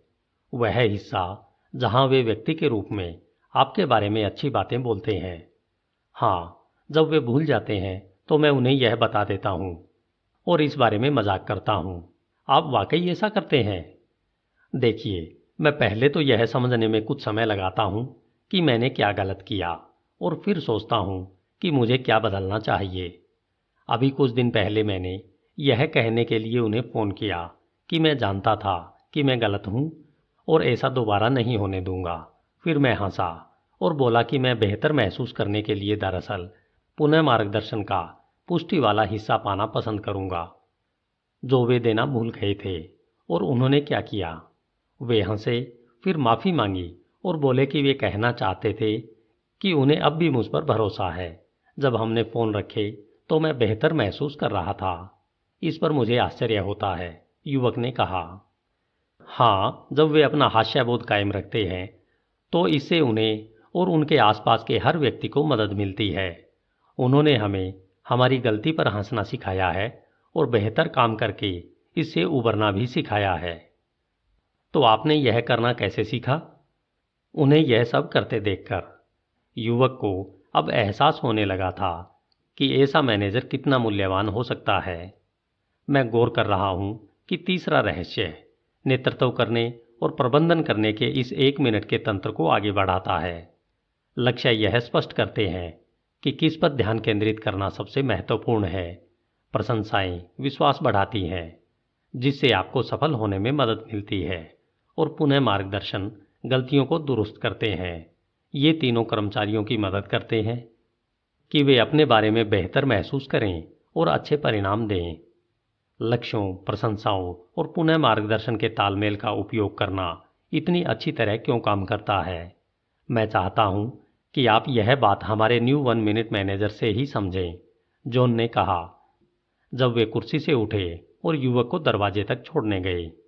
युवक ने उन्हें समय देने के लिए धन्यवाद दिया। जॉन मुस्कुराए। आप पहले से ही जानते हैं कि समय के विषय पर मेरी प्रतिक्रिया क्या होगी। वे दोनों हंसे। युवक अब ऐसा महसूस कर रहा था मानो वह आगंतुक के बजाय अंदर का आदमी बन गया है, और यह अच्छा महसूस हो रहा था। जैसे ही वह हॉल में पहुंचा, युवक को एहसास हुआ कि जॉन ने कितने कम समय में उसे कितनी सारी जानकारी दे दी थी। उसने खुद को याद दिलाने के लिए नोट्स बनाए कि किसी कर्मचारी के गलती करने पर 1 मिनट के पुनः मार्गदर्शन का इस्तेमाल कैसे करना है। यदि लक्ष्य स्पष्ट है तो 1 मिनट का पुनः मार्गदर्शन भली भांति काम करता है। जब आप पहला आधा मिनट, नंबर 1, यथाशीघ्र लोगों का पुनः मार्गदर्शन करें। नंबर 2, पहले तथ्यों की पुष्टि करें और फिर मिलकर गलती की समीक्षा करें। विशिष्ट बने। नंबर 3, यह व्यक्त करें कि आप गलती के बारे में कैसा महसूस करते हैं और परिणामों पर इसका क्या प्रभाव होता है। अंतराल। नंबर 4, पल भर के लिए खामोश हो जाएं ताकि कर्मचारियों को अपनी गलती के बारे में चिंतित महसूस करने का समय मिल जाए। दूसरा आधा मिनट। नंबर 5, उन्हें यह बताने के लिए याद रखें कि वे अपनी गलती से बेहतर हैं और आप इंसान के रूप में उनके बारे में अच्छा सोचते हैं। नंबर 6, उन्हें याद दिलाएं कि आपको उन पर विश्वास तथा भरोसा है और आप उनकी सफलता का समर्थन करते हैं। नंबर 7, यह एहसास करें कि जब पुनः मार्गदर्शन खत्म हो जाता है तो यह खत्म हो जाता है। अगर युवक ने व्यक्तिगत रूप से इसके प्रभाव का अनुभव न किया होता तो उसे 1 मिनट के पुनः मार्गदर्शन की सफलता पर विश्वास नहीं होता। हालांकि वह जानता था कि उसे बस छोटी सी खुराक मिली थी, लेकिन उसे यह भी मालूम था कि वह इस अनुभव को दोहराना नहीं चाहता था। लेकिन गलतियां सबसे होती है और वह जानता था कि अगर वह कभी ऐसे मैनेजर के लिए काम करेगा और उससे कोई बड़ी गलती हो जाएगी तो उसे शायद ज़्यादा तगड़ा पुनः मार्गदर्शन मिलेगा। लेकिन इससे उसे चिंता नहीं हुई। वह जानता था कि यह न्यायपूर्ण था। जब वह दोबारा मैनेजर के ऑफिस की तरफ गया तो वह 1 मिनट मैनेजमेंट की आश्चर्यजनक शक्ति के बारे में सोचता रहा और यह भी कि बदलते हुए संसार के लिए इसे कैसे बेहतर बनाया गया था।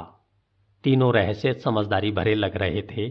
उसने सोचा, लेकिन वे कारगर क्यों हैं?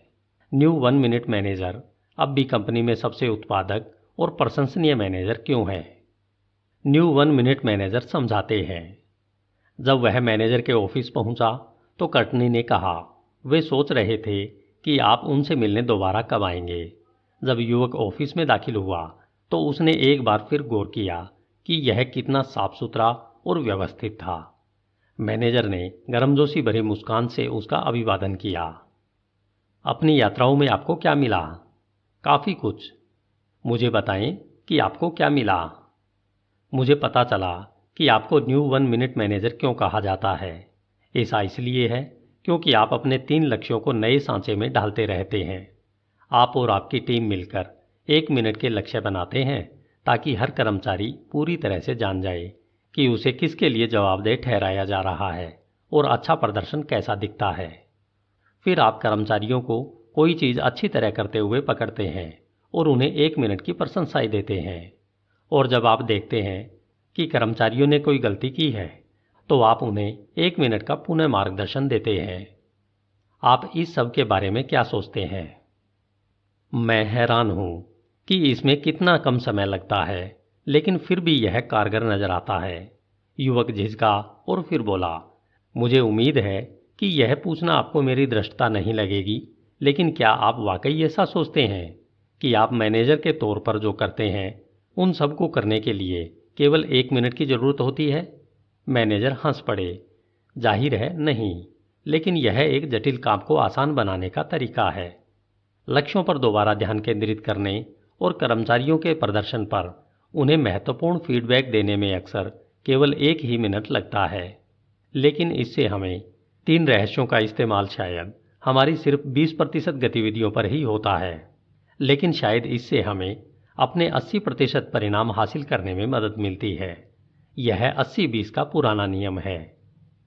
मैनेजर ने आगे कहा, इसके अलावा आपने और क्या गौर किया? देखिए, आपके कर्मचारी यहाँ काम करके खुश हैं और आप बेहतरीन परिणाम पाने के लिए एक दूसरे के साथ सहयोग करते हैं। मुझे यकीन है कि यह आपके लिए कारगर है। मैनेजर ने उसे आश्वस्त किया। और अगर आप यह करेंगे तो यह आपके लिए भी कारगर साबित होगा। शायद, लेकिन मैं सोचता हूँ कि मेरे इसे तब तक करने की ज़्यादा संभावना है अगर मैं इस बारे में ज़्यादा समझ सकूं कि यह क्यों काम करता है। निश्चित रूप से नौजवान, यह हर एक के बारे में सच है। हम इस बात को जितना ज़्यादा समझते हैं कि कोई चीज़ क्यों काम करती है, उसकी इस्तेमाल करने की संभावना उतनी ही ज़्यादा बढ़ जाती है। आइए मैं आपको एक स्मरणीय वाक्य दिखाता हूँ जो मैं अपने कंप्यूटर पर रखता हूँ। युवक मुड़ा और उसने देखा। मेरा सर्वश्रेष्ठ मिनट वह होता है जिसका निवेश मैं लोगों में करता हूँ। यह विडंबना है कि ज़्यादातर कंपनियां कर्मचारियों के वेतन पर इतने ज़्यादा पैसे खर्च करती हैं, लेकिन इसके बावजूद वे उनके विकास पर अपने बजट का बहुत छोटा हिस्सा ही खर्च करती हैं। सच तो यह है कि ज़्यादातर कंपनियां अपनी इमारतों, प्रौद्योगिकी और उपकरणों के रखरखाव में जितना समय और पैसा खर्च करती हैं, उतना अपने कर्मचारियों को विकसित करने के लिए नहीं करती। मैंने कभी इस बारे में सोचा ही नहीं, युवक ने स्वीकार किया। लेकिन अगर कर्मचारी ही परिणाम देते हैं तो इसमें समझदारी नजर आती है कि कर्मचारियों में ज़्यादा निवेश किया जाए। बिल्कुल, मैनेजर ने उजागर किया। जब मैंने पहल नौकरी शुरू की थी, तब काश किसी ने मुझ में ज़्यादा जल्दी निवेश कर दिया होता। आपका क्या मतलब है? युवक ने पूछा। मैं जिन संगठनों में गया उनमें से ज़्यादातर में मैं अक्सर यही नहीं जानता था कि मुझे क्या करना चाहिए था। किसी ने भी मुझे बताने की जहमत नहीं उठाई। अगर आप मुझसे पूछते कि क्या मैं अच्छा काम कर रहा हूँ, तो मैं कहता मुझे नहीं पता, या मुझे ऐसा ही लगता है। अगर आप मुझसे पूछते कि मुझे ऐसा क्यों लगता है, तो मेरा जवाब होता कुछ समय से मेरे बॉस ने मुझे फटकारा नहीं है, या अगर कोई खबर नहीं है तो यह अच्छी खबर है। यह तो लगभग वैसा ही था जैसे मेरी मुख्य प्रेरणा सजा से बचने की थी। युवक ने कहा, मैं देख सकता हूं कि आप अलग तरीके से प्रबंधन क्यों करते हैं, लेकिन मैं अब भी हैरान हूं कि ये 3 रहस्य इतने कारगर क्यों हैं। मिसाल के तौर पर 1 मिनट के लक्ष्य तय करना क्यों कारगर है? 1 मिनट के लक्ष्य क्यों सफल होते हैं? आप जानना चाहते हैं कि 1 मिनट के लक्ष्य क्यों कारगर होते हैं? मैनेजर ने कमोबेश युवक की बात दोहराई। अच्छी बात है। वे उठकर खड़े हुए और कमरे में चारों ओर धीरे धीरे चहलकदमी करने लगे। मैं आपको एक उपमा देता हूँ जिससे मदद मिल सकती है।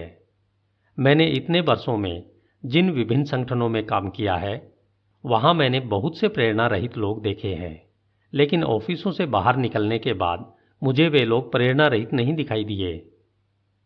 वर्षों पहले एक रात मैं बॉलिंग का खेल खेल रहा था और मैंने अपने पिछले संगठन के कुछ समस्यामूलक कर्मचारियों को देखा। एक समस्यामूलक कर्मचारी, जो मुझे बहुत अच्छी तरह याद था, लाइन के पास आया और उसने बॉलिंग की गेंद लुढ़का दी। जल्दी ही वह उछलने कूदने और चिल्लाने लगा। आपको क्या लगता है वह इतना खुश क्यों था? क्योंकि उसने सारी पिनों को गिरा दिया था। बिल्कुल। आपको क्या लगता है उसके और दूसरे कर्मचारियों के पास नौकरी में रोमांच का यही स्तर क्यों नहीं था? युवक ने इस पर कुछ विचार किया। क्योंकि वे नहीं जानते हैं कि पिनें कहाँ हैं, कि वे किस पर निशाना लगा रहे हैं। मैं समझ गया। अगर उन्हें पिनें ही नहीं दिख रही हैं तो वे कितने लंबे समय तक बॉलिंग करना चाहेंगे? सही कहा, 1 मिनट मैनेजर ने कहा। मुझे यकीन है कि कई बार मैनेजर गलती से यह मान लेते हैं कि उनकी टीम के लोग जानते हैं कि किस पर निशाना लगाना है। जब आप यह मान लेते हैं कि कर्मचारियों को पता है कि उनसे क्या उम्मीद की जाती है, तो आप बॉलिंग के एक अप्रभावी रूप को उत्पन्न कर रहे हैं। आप पिनों को ऊपर रख देते हैं, लेकिन जब बॉलर गेंद लुढ़काने जाता है तो उन्हें पिनों के आगे रखा तख्ता दिखाई देता है। जब वह गेंद लुढ़काता है और गेंद तख्ते के नीचे से अंदर जाती है तो उसे कड़ाक की आवाज़ तो सुनाई देती है, लेकिन उसे यह पता नहीं होता कि उसने कितने पिनें गिराई है। जब आप उससे पूछते हैं कि उसका प्रदर्शन कैसा था, तो वह कहता है मुझे नहीं पता, लेकिन यह अच्छा महसूस हुआ। यह रात के अंधेरे में गोल्फ खेलने जैसा है। मेरे बहुत से दोस्तों ने गोल्फ खेलना छोड़ दिया है, और जब मैंने उनसे इसका कारण पूछा तो उनका जवाब था कि गोल्फ कोर्स पर बहुत ज़्यादा भीड़ हो गई थी। जब मैंने सलाह दी कि वे रात में खेलें तो वे हंसने लगे, क्योंकि अगर आप यही न देख पाएं कि आपने गेंद कहाँ मारी थी तो गोल्फ कौन खेलेगा? यही टीम खेलों में होता है। कितने लोग 2 टीमों का मुकाबला देखेंगे अगर स्कोर करने का कोई तरीका ही न हो? हाँ, ऐसा क्यों है? युवक ने पूछा। यह सब इसलिए है क्योंकि परिणामों पर मिलने वाला फीडबैक ही लोगों का पहले नंबर का उत्प्रेरक है। वे जानना चाहते हैं कि वे कैसा प्रदर्शन कर रहे हैं। वास्तव में हमारे यहाँ एक और कहावत है जो गौर करने लायक है। फीडबैक चैंपियनों का नाश्ता है। फीडबैक ही है जो हमें चलाता रहता है। दुर्भाग्य से जब कुछ मैनेजर सीख लेते हैं कि परिणामों पर फीडबैक कर्मचारियों का पहले नंबर का उत्प्रेरक है, तो वे आमतौर पर बॉलिंग का एक तीसरा प्रकार ईजाद कर देते हैं।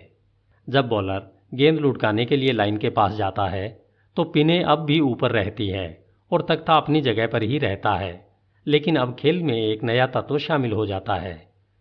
तख्ते के पीछे एक सुपरवाइजर खड़ा रहता है। जब बॉलर गेंद लुढ़काता है तो वह पिन गिरने की आवाज़ सुनता है और सुपरवाइजर 2 उंगलियां उठाकर बताता है कि उसने 2 पिनें गिराई है।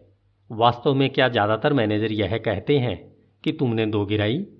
नहीं, युवक ने मुस्कुराते हुए कहा। वे आमतौर पर कहते हैं कि तुम 8 चूक गए। सही कहा। मैं हमेशा यह सवाल पूछता था, मैनेजर तख्ते को ऊपर क्यों नहीं उठा देता ताकि आप दोनों को ही पिनें दिखती रहें? जवाब यह था, वह वार्षिक प्रदर्शन समीक्षा की महान कारोबारी परंपरा की वजह से ऐसा नहीं कर रहा था, क्योंकि उसकी प्रदर्शन समीक्षा होने वाली होती थी। युवक ने जोर से सोचा। मैनेजर ने पूछा, ऐसा क्यों है कि ज़्यादातर कर्मचारियों को यह पता नहीं होता कि उनका प्रदर्शन कैसा है, जब तक कि वे अपनी प्रदर्शन समीक्षा से नहीं गुजरते हैं और उन्हें उन सारी चीज़ों का पता नहीं चलता है जो उन्होंने सही नहीं की है।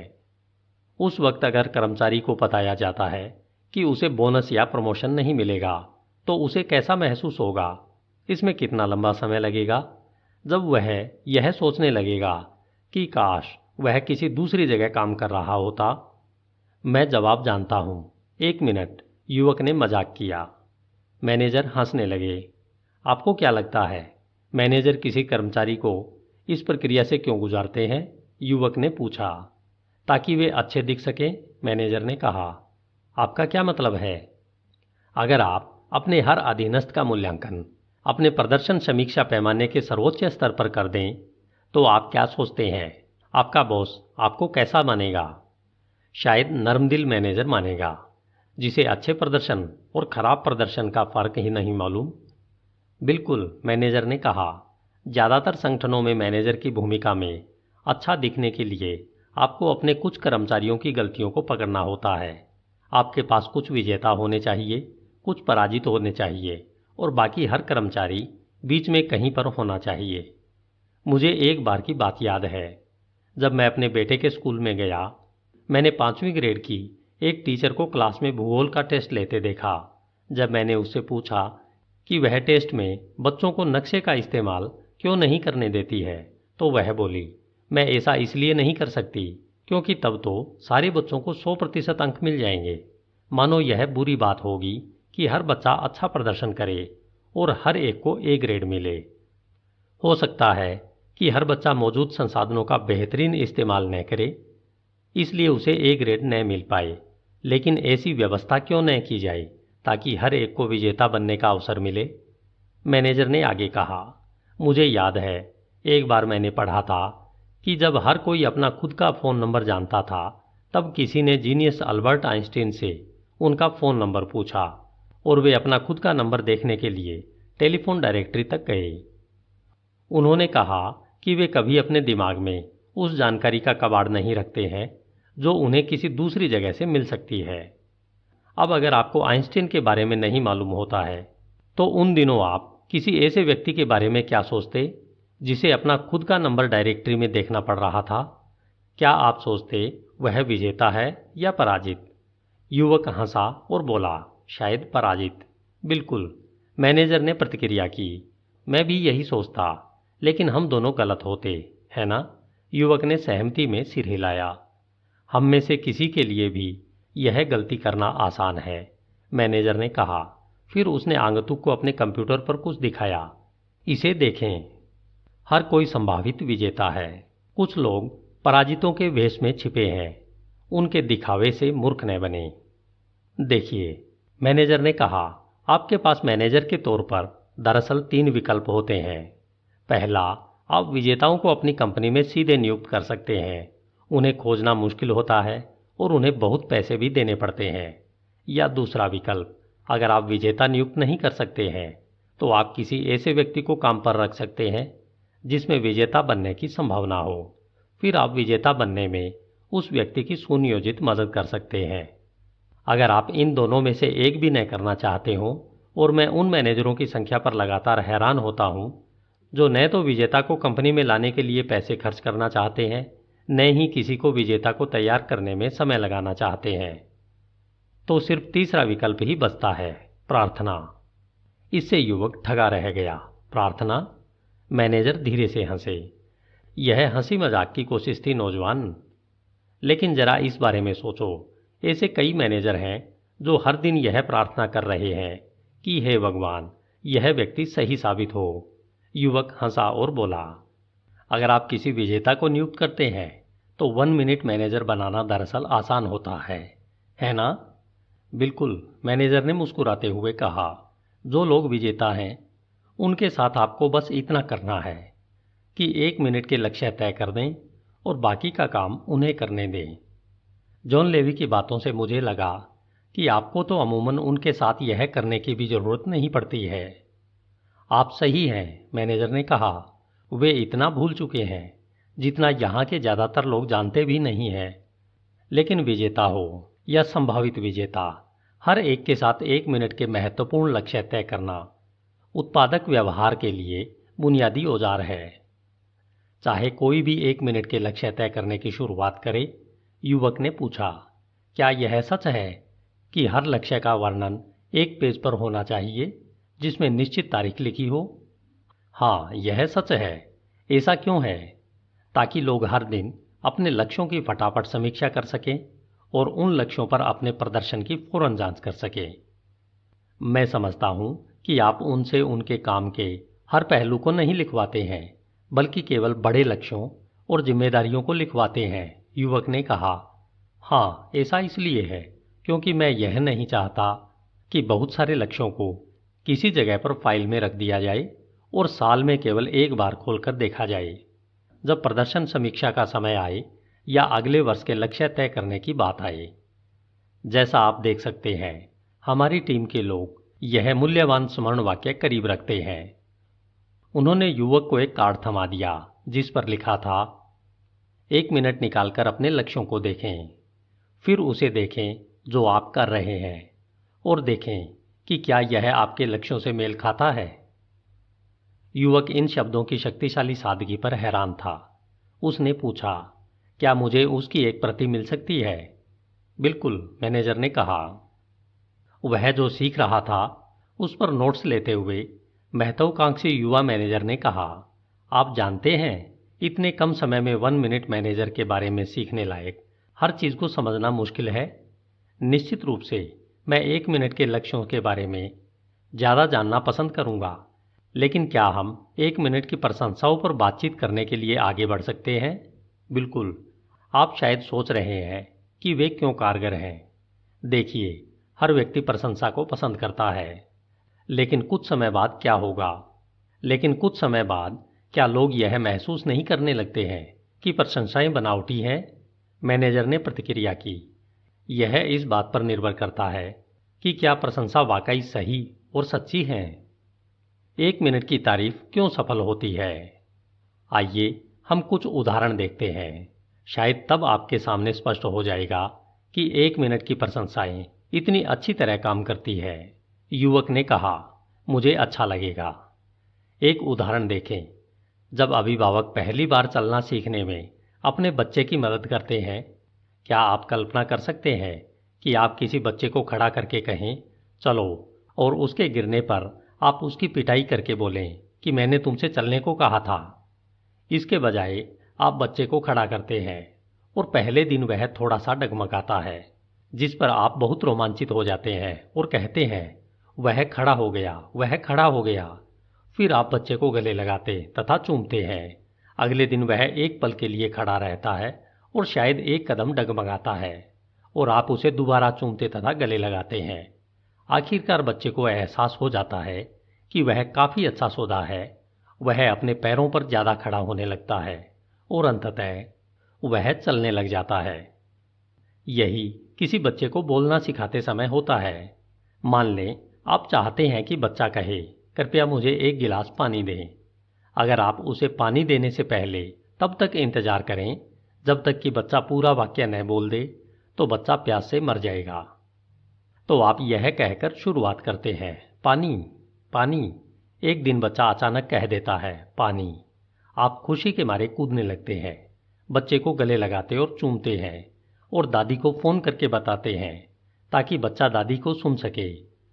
मानी मानी, यह पानी नहीं था, लेकिन यह उसके करीब था।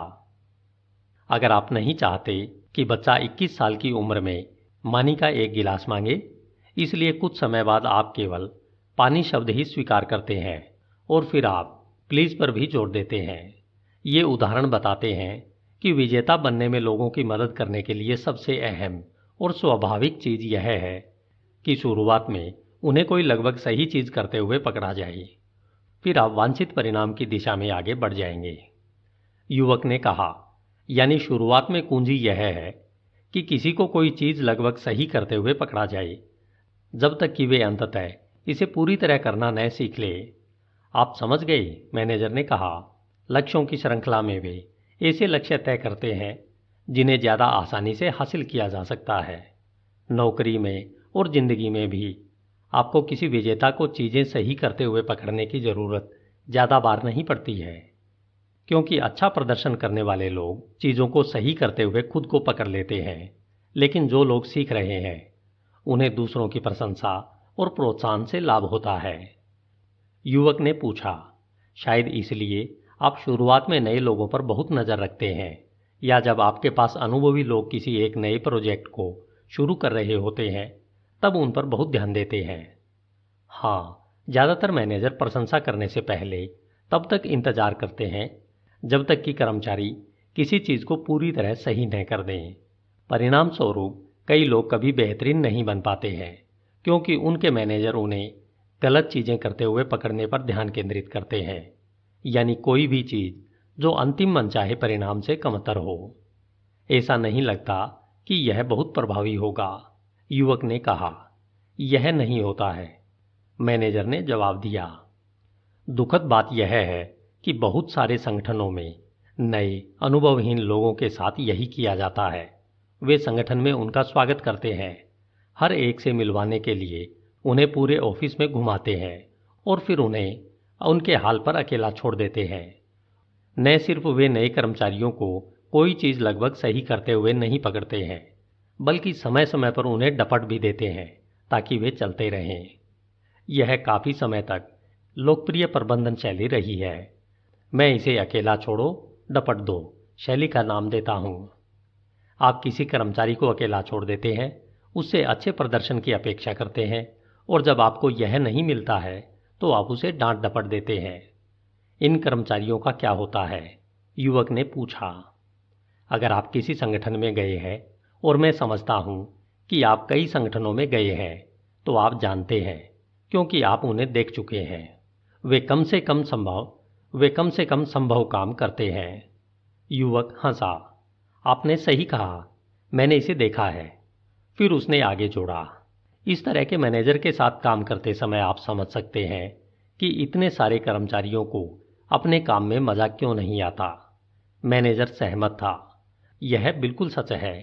जो वे कर रहे हैं उसमें वे संलग्न भी नहीं होते हैं, या अच्छा काम करने में उनकी बहुत रुचि भी नहीं होती है।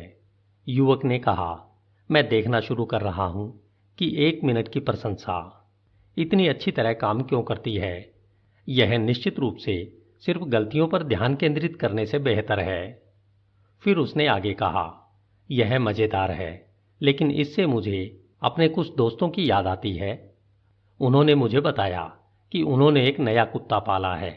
उन्होंने मुझसे पूछा कि कुत्ते को घरेलू प्रशिक्षण देने के उनके बेहतरीन विचार के बारे में मेरी क्या राय है। मैनेजर ने कहा, मैं यह पूछने में डरता हूँ, लेकिन वे इसे कैसे करने वाले थे? उन्होंने कहा कि अगर कुत्ता कालीन पर पोटी कर दे तो वे कुत्ते की नाक को गलीचे में दबाने वाले थे, अखबार से उसके पुट्ठे पर मारने वाले थे, और फिर कुत्ते को किचन की खुली खिड़की से पीछे के आंगन में फेंकने वाले थे, जहां कुत्ते को यह काम करना चाहिए था। मैनेजर हंसे। फिर उन्होंने मुझसे पूछा कि मेरे हिसाब से इस तकनीक का क्या अंजाम होगा। मैं हंसा, क्योंकि मैं जानता था कि क्या होगा, और वही हुआ। लगभग 3 दिन बाद कुत्ते ने फिर फर्श पर पोटी कर दी और खिड़की से बाहर कूद गया। कुत्ता नहीं जानता था कि क्या करना है, लेकिन वह जानता था कि उस जगह से दूर जाना ही मुनासिब होगा। मैनेजर ने ठहाका लगाकर अपना अनुमोदन दर्ज किया। यह बढ़िया कहानी है। दंड तब काम नहीं करता है जब आप इसका इस्तेमाल किसी सीखने वाले व्यक्ति पर करते हैं। अनुभवहीन लोगों को सजा देने के बजाय जो अब भी सीख रहे हैं, हमें उन्हें पुनः मार्गदर्शन देने की जरूरत है। इसमें स्पष्ट 1 मिनट के लक्ष्य दोहराना तय करना शामिल है, ताकि यह सुनिश्चित हो जाए कि वे समझ गए हैं कि उनसे क्या अपेक्षा की जाती है और अच्छा प्रदर्शन कैसा दिखता है। युवक ने पूछा, जब आप यह कर लेते हैं तो क्या आप उन्हें दोबारा लगभग सही कोई चीज करते हुए पकड़ने की कोशिश करते हैं? बिल्कुल। शुरुआत में आप हमेशा ऐसी स्थितियों पर गौर करने की कोशिश करते हैं जहां आप 1 मिनट की सच्ची प्रशंसा दे सकें। फिर युवक की आंखों में सीधे देखते हुए मैनेजर ने कहा, आप बहुत उत्साही और कुशागर सीखने वाले हैं। आपको 1 मिनट मैनेजमेंट के रहस्य बताने में मुझे बहुत अच्छा महसूस हो रहा है। वे दोनों मुस्कुरा दिए। वे 1 मिनट की प्रशंसा को पहचानते थे। मैं तो पुनः मार्गदर्शन के बजाय प्रशंसा पाना ज्यादा पसंद करूंगा, युवक ने कहा। मैं अब समझ गया हूं कि 1 मिनट के लक्ष्य और प्रशंसाएं क्यों काम करते हैं। उनमें अच्छी समझदारी नजर आती है, लेकिन 1 मिनट के पुनः मार्गदर्शन क्यों काम करते हैं? 1 मिनट के पुनः मार्गदर्शन। मैनेजर ने स्पष्ट किया, 1 मिनट के पुनः मार्गदर्शन इतनी अच्छी तरह काम करते हैं, इसके पीछे कई कारण हैं। शुरुआत में फीडबैक छोटी मात्रा में होना, क्योंकि आप गलती को शुरू में ही पकड़ लेते हैं। कई मैनेजर अपने फीडबैक को बोरों में बंद करके रखते हैं, यानी वे खराब व्यवहार के अवलोकनों को तब तक इकट्ठा करते जाते हैं जब तक कि यह कुंठा में नहीं बदल जाता। जब वार्षिक प्रदर्शन समीक्षा का वक्त आता है तो ये मैनेजर आमतौर पर गुस्सा होते हैं, क्योंकि उनका बोरा पूरा भरा होता है। इसलिए वे हमला कर देते हैं और एक ही समय में इसे पूरा उड़ेल देते हैं। वे अपने कर्मचारियों को हर वह चीज बताते हैं जो उन्होंने पिछले कई हफ्तों या महीनों में गलत की है। यह कर्मचारियों के साथ न्याय नहीं है कि उनके खराब प्रदर्शन के बारे में नकारात्मक भावनाएं बचाकर रखी जाएं, और यह कारगर भी नहीं है। युवक ने आखिरी आह भरी। बिल्कुल सच बात है। यह अक्सर घर पर भी होता है। हाँ, जब कोई माता पिता और जीवन साथी भी ऐसा ही करते हैं और उन्हें भी ऐसे ही खराब नतीजे मिलते हैं, तब होता यह है कि लोग आमतौर पर तथ्यों के बारे में असहमत होकर बात खत्म करते हैं, या फिर वे बस खामोश और दोषपूर्ण हो जाते हैं।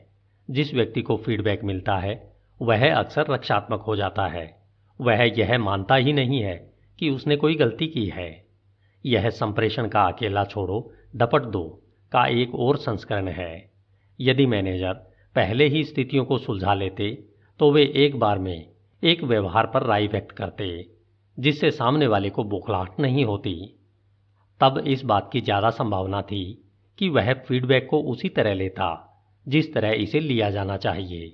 इसलिए मैं सोचता हूं कि प्रदर्शन समीक्षा एक सतत प्रक्रिया होनी चाहिए, कोई ऐसी चीज नहीं जो साल में सिर्फ एक बार हो। तो क्या इसलिए पुनः मार्गदर्शन कारगर है क्योंकि मैनेजर एक बार में एक व्यवहार के साथ निष्पक्षता और स्पष्टता से पेश आता है, ताकि फीडबैक ले रहा व्यक्ति इसे सुन सके। हाँ, आप बुरे व्यवहार से छुटकारा पाना चाहते हैं, लेकिन अच्छे इंसान को रखना चाहते हैं, इसलिए आप गलती करने पर उस व्यक्ति के व्यक्तित्व पर हमला नहीं करते हैं। क्या इसलिए आप पुनः मार्गदर्शन के दूसरे हिस्से में लोगों की तारीफ करने की याद रखते हैं? हाँ, लक्ष्य लोगों को गिराना नहीं है, बल्कि उन्हें बनाकर ऊपर उठाना है। जब हमारी आत्म अवधारणा पर आक्रमण होता है तो हमें अपनी और अपने कार्यों की रक्षा करने की आवश्यकता महसूस होती है, भले ही इसके लिए हमें तथ्यों को विकृत करना पड़े। जब लोग रक्षात्मक हो जाते हैं तो वे सीखते नहीं हैं। इसलिए आप उनके व्यवहार को उनके व्यक्तित्व से अलग करना चाहते हैं। जब आप गलती को सुलझा लेते हैं, उसके बाद उनकी दोबारा पुष्टि करना उनके व्यवहार पर ध्यान केंद्रित करता है और उनके व्यक्तित्व पर हमला नहीं करता है। आप चाहते हैं कि आपके जाने के बाद वह कर्मचारी अपनी की हुई गलती के बारे में जागरूक बने और उसकी चिंता करे। आप यह नहीं चाहते कि वह अपने सहकर्मी के पास जाकर बोले कि उसके साथ कितना गलत व्यवहार हुआ है या वह आपकी नेतृत्व शैली के बारे में क्या सोचता है। अन्यथा वह कर्मचारी गलती की कोई जिम्मेदारी नहीं लेता है और मैनेजर खलनायक बन जाता है। युवक ने पूछा, आप पुनः मार्गदर्शन का प्रशंसा करने वाला हिस्सा पहले और आलोचना वाला हिस्सा बाद में क्यों नहीं देते हैं? किसी कारण से यह कारगर नहीं होता है। इस बारे में सोचें तो कुछ लोग कहते हैं कि मैनेजर के रूप में मैं अच्छा और कठोर हूं, लेकिन ज़्यादा सटीकता से कहें तो मैं दरअसल कठोर और अच्छा हूं। कठोर और अच्छा, युवक ने दोहराया। हाँ, इसी क्रम में यह एक पुराना दर्शन है जो दरअसल हजारों सालों से अच्छी तरह काम कर रहा है। प्राचीन चीन की एक कहानी इसका सत्य बताती है। एक बार एक राजा ने दूसरे नंबर का अधिकारी नियुक्त किया। उसने उसे प्रधानमंत्री कहा और बोला, क्यों न हम काम बांट लें? तुम सारी सजा देना और मैं सारे पुरस्कार दूंगा। प्रधानमंत्री ने कहा कि ठीक है, मैं सारी सजाएं दूंगा और आप सारे पुरस्कार देना। मैं सोचता हूं कि मुझे यह कहानी पसंद आ जाएगी, युवक ने कहा। आपको जरूर पसंद आएगी, मैनेजर ने जानकार मुस्कान के साथ कहा। इस राजा ने जल्दी ही गौर किया कि जब भी वह किसी से कोई काम करने को कहता था तो उसका मन होने पर वह उसे कर देता था, लेकिन कई बार नहीं भी करता था। लेकिन जब प्रधानमंत्री बोलता था तो लोग हमेशा काम कर देते थे। यह देखने के बाद राजा ने प्रधानमंत्री को दोबारा बुलवाया और कहा, क्यों न हम कामों का बंटवारा दोबारा कर लें? आप काफ़ी समय से यहाँ सारी सजाएं देने पर काम कर रहे हैं। अब मुझे सजा देने दें और आप पुरस्कार दें। इसके बाद प्रधानमंत्री और राजा ने भूमिकाएं बदल ली। 1 महीने में ही विद्रोह हो गया। राजा भला आदमी था जो हर एक को पुरस्कार देता था और हर एक के प्रति दयालु था, लेकिन अचानक उसने लोगों को सजा देना शुरू कर दिया। लोगों ने कहा, यह बुढ़ा सटिया गया है, और उन्होंने उसे गद्दी से उतार दिया। जब उन्होंने दूसरे राजा की तलाश की तो वे बोले, जानते हो अब दरअसल कौन सही होने वाला है? प्रधानमंत्री। तो उन्होंने प्रधानमंत्री को ही राजा बना दिया। क्या यह सच्ची कहानी है? युवक ने पूछा। किसे पता है, मैनेजर ने हंसते हुए कहा। गंभीरता से उन्होंने आगे कहा, मैं बस इतना जानता हूं, अगर आप व्यवहार में पहले कठोर रहते हैं और फिर बाद में व्यक्ति का समर्थन करते हैं तो यह ज्यादा कारगर होता है। क्या आपके पास आधुनिक युग के उदाहरण हैं जहां 1 मिनट का पुनः मार्गदर्शन काम करता है? शायद कारोबारी जगत के बाहर। निश्चित रूप से पूरे अमेरिका के खेल कोच अपने खिलाड़ियों के प्रदर्शन को बेहतर बनाने के लिए पुनः मार्गदर्शन जैसे ही तरीके इस्तेमाल करते हैं। मिसाल के तौर पर एक मशहूर कॉलेज बास्केटबॉल कोच ने मुझे बताया कि वह चैंपियन टीमें बनाने के लिए इसका इस्तेमाल करते हैं। वह कैसे? उन्होंने मुझे एक बार के बारे में बताया जब उनका सबसे अच्छा खिलाड़ी एक महत्वपूर्ण मैच में इतना खराब खेल रहा था कि अगर उसका खेल तुरंत नहीं सुधरता तो टीम शायद हार जाती। इसलिए उन्होंने उस खिलाड़ी को मैदान से बाहर बुला लिया और बेंच पर बिठा दिया। युवक ने पूछा, अपने सबसे अच्छे खिलाड़ी को? इतने महत्वपूर्ण मैच में से उसे मैदान से बाहर निकालना वे कैसे गवारा कर सकते थे? वे उसे बाहर न निकलवाना गवारा नहीं कर सकते थे। जब तक कि खिलाड़ी अपना एक खेल नहीं खेलता तब तक टीम नहीं जीत पाती और चैंपियनशिप में आगे नहीं बढ़ पाती। जब वह खिलाड़ी बेंच पर बैठा था तो इस कोच ने उसे सटीकता से बताया कि वह क्या गलत कर रहा था। कोच ने कहा, तुम आसान शॉट चूक रहे हो, रीबाउंड नहीं पकड़ रहे हो और सुरक्षा में आलस कर रहे हो। मैं तुमसे नाराज हूं क्योंकि तुम्हें देखकर तो लगता है जैसे तुम कोशिश भी नहीं कर रहे हो। वे एक पल को ठहरे, फिर बोले कि तुम इससे बेहतर हो। तुम्हें तब तक बेंच पर बैठना होगा जब तक कि तुम उस तरह से खेलने को तैयार न हो जाओ जिसमें तुम सक्षम हो। यह बहुत लंबा समय लगा। जब खिलाड़ी उठकर खड़ा हुआ और कोच के पास जाकर बोला कि कोच, मैं अंदर जाने के लिए तैयार हूं। कोच ने प्रतिक्रिया की कि अंदर जाओ और मुझे दिखा दो कि तुम क्या कर सकते हो। जब खिलाड़ी वापस मैदान में पहुंचा तो वह पूरे मैदान में दौड़ रहा था, गेंदों को झपटने के लिए गोता लगा रहा था, रीबाउंड लपक रहा था और सटीक शॉट मार रहा था। उसके प्रयासों की बदौलत बाकी की टीम का खेल भी बेहतर बन गया और वे मैच जीत गए। युवक ने कहा, तो बुनियादी तौर पर कोच ने 3 चीजें की जिनके बारे में जॉन लेवी ने मुझे पहले बताया था। लोगों को बताओ कि उन्होंने क्या गलत किया, उन्हें बताओ कि इसके बारे में आप कैसा महसूस करते हैं और उन्हें याद दिलाओ कि वे इससे बेहतर हैं। दूसरे शब्दों में, उनका प्रदर्शन खराब है लेकिन वे अच्छे हैं। बिल्कुल। देखिए, जब आप लोगों का नेतृत्व कर रहे हो तो यह याद रखना बहुत महत्वपूर्ण है कि व्यवहार और योग्यता एक ही चीज नहीं है। योग्य तो वह व्यक्ति है जो अपने खुद के व्यवहार का प्रबंधन कर रहा है। यह हम पर भी उतना ही लागू होता है जब हम अपने खुद के व्यवहार का प्रबंधन करते हैं। वास्तव में अगर आप इसका एहसास कर लें, मैनेजर ने कहा, जब वे अपने कंप्यूटर पर एक और स्क्रीन लाए तो आप सफल पुनः मार्गदर्शन प्रदान करने की कुंजी को सचमुच जान जाएंगे। हम सिर्फ हमारा व्यवहार नहीं है, हम तो अपने व्यवहार का प्रबंधन करने वाले व्यक्ति हैं। युवक ने कहा, ऐसा लगता है कि पुनः मार्गदर्शन के पीछे सम्मान और प्रवाह होती है। नौजवान, मुझे खुशी है कि आपने इस बात पर गौर किया। पुनः मार्गदर्शन करते समय जब आप व्यक्ति का सम्मान करते हैं तो आप ज़्यादा सफल होते हैं। युवक अगला प्रश्न पूछने में हिचक रहा था।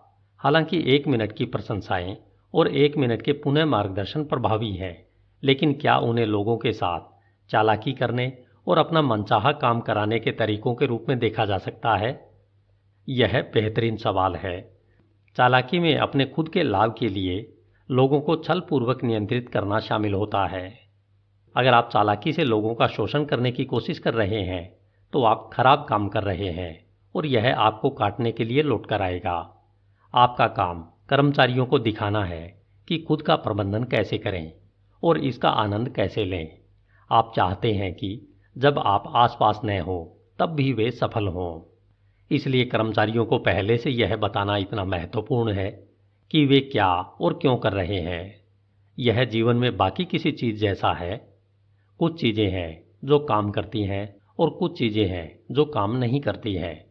लोगों के साथ ईमानदार बनना ज्यादा कारगर होता है, जैसा आपने गौर किया होगा। बेईमानी अंततः लोगों के साथ असफल करा देती है। युवक ने कहा, मैं अब देख सकता हूं आपकी प्रबंधन शैली की शक्ति कहां से आती है। आप लोगों की परवाह करते हैं। हाँ, मैं करता हूं। मैं परिणामों की भी परवाह करता हूं। युवक अब ज्यादा स्पष्टता से देखने लगा था कि कर्मचारी और परिणाम आपस में कितने करीबी से जुड़े हुए थे। उन्हें याद आया कि जब वह पहली बार इस खास मैनेजर से मिला था तो वे उसे कैसे रूखे लगे थे। ऐसा लग रहा था मानो मैनेजर ने उनके दिल की बात पढ़ ली हो। उन्होंने कहा, कई बार आपको इतनी परवाह करनी पड़ती है कि आप कठोर हो जाएं, यानी खराब प्रदर्शन पर कठोर, व्यक्ति पर नहीं। जैसा आप बेशक जानते हैं, गलतियां करना समस्या नहीं है। असली समस्या तो उनसे नहीं सीखने से उत्पन्न होती है। युवक ने पूछा, जब आपके पुनः मार्गदर्शन के बाद भी कोई व्यक्ति वैसी ही गलतियां करता है तो क्या होता है? देखिए, मैं आपसे पूछना चाहता हूं, आपको क्या लगता है, ऐसा होने पर कोई मैनेजर कैसा महसूस करेगा? शायद दुखी, चिढ़ा हुआ या नाराज भी? हाँ, तब आपको थोड़ा दूर हटने और स्थिति को शांति से देखने की जरूरत है ताकि अपनी भावनाओं की वजह से आप गलती न कर बैठें। 1 मिनट के पुनः मार्गदर्शन का इरादा सीखने में लोगों की मदद करना है, लेकिन जब कोई कर्मचारी कुछ सीख चुका है और उसने दिखा दिया है कि वह इसे कर सकता है, लेकिन उसमें नहीं करूँगा वाला नज़रिया है, तो आपको संगठन को आने वाली लागत को देखने की ज़रूरत है और यह भी, क्या आप ऐसे कर्मचारी को अपनी टीम में रखना गवारा कर सकते हैं? यह बात युवक को समझदारी भरी लगी। अब तक वह नए 1 मिनट मैनेजर को पसंद करने लगा था और जान गया था कि लोग वहां काम करते वक्त क्यों खुश रहते थे। वे मैनेजर के लिए नहीं बल्कि उनके साथ काम करते थे। युवक ने कहा, शायद आपको यह रोचक लगेगा। मैंने यह खुद को याद दिलाने के लिए लिखा था कि लक्ष्य और परिणाम कैसे जुड़े हुए हैं तथा 1 मिनट के लक्ष्य, प्रशंसाएं और पुनः मार्गदर्शन मिलकर कैसे काम करते हैं। उसने मैनेजर को अपने लिखे हुए नोट्स में से एक पन्ना दिखाया। लक्ष्य व्यवहार शुरू करते हैं, परिणाम भावी व्यवहार को प्रभावित करते हैं। यह अच्छा है, मैनेजर ने कहा। क्या आप ऐसा सोचते हैं? युवक ने पूछा और वह प्रशंसा को दोबारा सुनना चाहता था। देखो नौजवान, मैनेजर ने हल्के फुल्के अंदाज में कहा, इंसानी टेप रिकॉर्डर बनना जीवन में मेरी भूमिका नहीं है। मेरे पास खुद को दोहराने का समय नहीं है। जब युवक सोच रहा था कि उसकी दोबारा प्रशंसा हो सकती है, तब उसे महसूस हुआ जैसे 1 मिनट का पुनः मार्गदर्शन मिलने वाला है। लेकिन प्रभावशाली युवक ने अपने चेहरे को संयत रखा और बस इतना ही पूछा, क्या? उन्होंने एक पल के लिए एक दूसरे को देखा और फिर दोनों ही हंसने लगे। मैं तुम्हें पसंद करता हूं नौजवान, मैनेजर ने कहा। तुम यहां काम करना पसंद करोगे? युवक आश्चर्य से घूरने लगा। उसने उत्साह से पूछा, आपका मतलब है आपके लिए काम करना? नहीं, मेरा मतलब है खुद के लिए काम करना, हमारी टीम के बाकी लोगों की तरह है। दरअसल मैं नहीं मानता कि कोई कभी किसी दूसरे के लिए काम करता है। दिल की गहराई से लोग खुद के लिए काम करना पसंद करते हैं।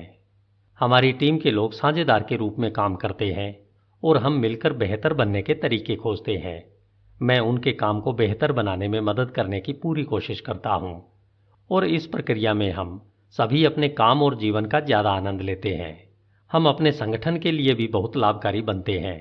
जाहिर है यही वह था जिसकी युवक को जाने कब से तलाश थी। उसने कहा, मैं यहाँ काम करना पसंद करूँगा। उसने ऐसा ही किया। समय के साथ वह इतने नवाचारी मैनेजर के साथ काम करके बहुत लाभान्वित हुआ। अंततः जो होना था हो गया। New 1 minute manager. वह भी न्यू 1 मिनट मैनेजर बन गया। ऐसा इसलिए नहीं हुआ क्योंकि उसने नए 1 मिनट मैनेजर की तरह सोचा या बात की, बल्कि इसलिए हुआ क्योंकि उसने उस तरह से नेतृत्व और प्रबंधन किया। उसने चीज़ों को आसान रखा। उसने 1 मिनट के लक्ष्य तय किए। उसने 1 मिनट की प्रशंसाएं की। उसने 1 मिनट के पुनः मार्गदर्शन किए। उसने संक्षिप्त महत्वपूर्ण सवाल पूछे, सरल सच्चाई बताई, हंसा, काम किया और आनंद लिया। शायद सबसे अहम चीज, उसने न सिर्फ प्रबंधन किया बल्कि उसने लोगों का नेतृत्व सृजनात्मक बनने और नई चीजें करने के लिए भी किया। उसने अपने आसपास के लोगों को प्रोत्साहित किया कि वे भी अपने साथ काम करने वाले लोगों के लिए यही करें। उसने जेब के आकार का एक गेम प्लान भी तैयार किया ताकि लोगों के लिए न्यू 1 मिनट मैनेजर बनना ज़्यादा आसान हो जाए। उसने यह गेम प्लान उन लोगों को उपयोगी तोहफे के रूप में दिया जिन्हें इससे लाभ हो सकता था। स्वयं को एक उपहार दें। कई साल बाद उसने पलटकर उस वक्त की ओर देखा जब उसने पहली बार 1 मिनट मैनेजमेंट के बारे में सुना था। यह बहुत अरसे पहले की बात लग रही थी। उसके संगठन के लिए अधिक फुर्तीला और प्रतिक्रियाशील बनने की आवश्यकता तब से कहीं ज़्यादा हो गई थी जब वह पहली बार न्यू 1 मिनट मैनेजर से मिला था। इसलिए वह बहुत कृतज्ञ था कि वे खास मैनेजर अपने समय और ज्ञान को लेकर इतने दयालु थे। यह बहुत मूल्यवान साबित हुआ था। उसने दूसरों से जो सीखा उसे बांटने का अपना वादा याद रखते हुए उसने उन नोट्स का विस्तार किया जो उसने बहुत समय पहले लिए थे और अपनी टीम के हर व्यक्ति को उसकी एक प्रति दे दी। उन्होंने इसे पढ़ा था और कहा था कि 3 रहस्यों के इस्तेमाल से वाकई फर्क पड़ा था। उन्होंने पाया कि प्रशंसाएं, खास तौर पर जब उन्हें पुनः मार्गदर्शन से संतुलित किया जाए, लक्ष्यों को ज़्यादा जल्दी हासिल करने का शक्तिशाली तरीका थी।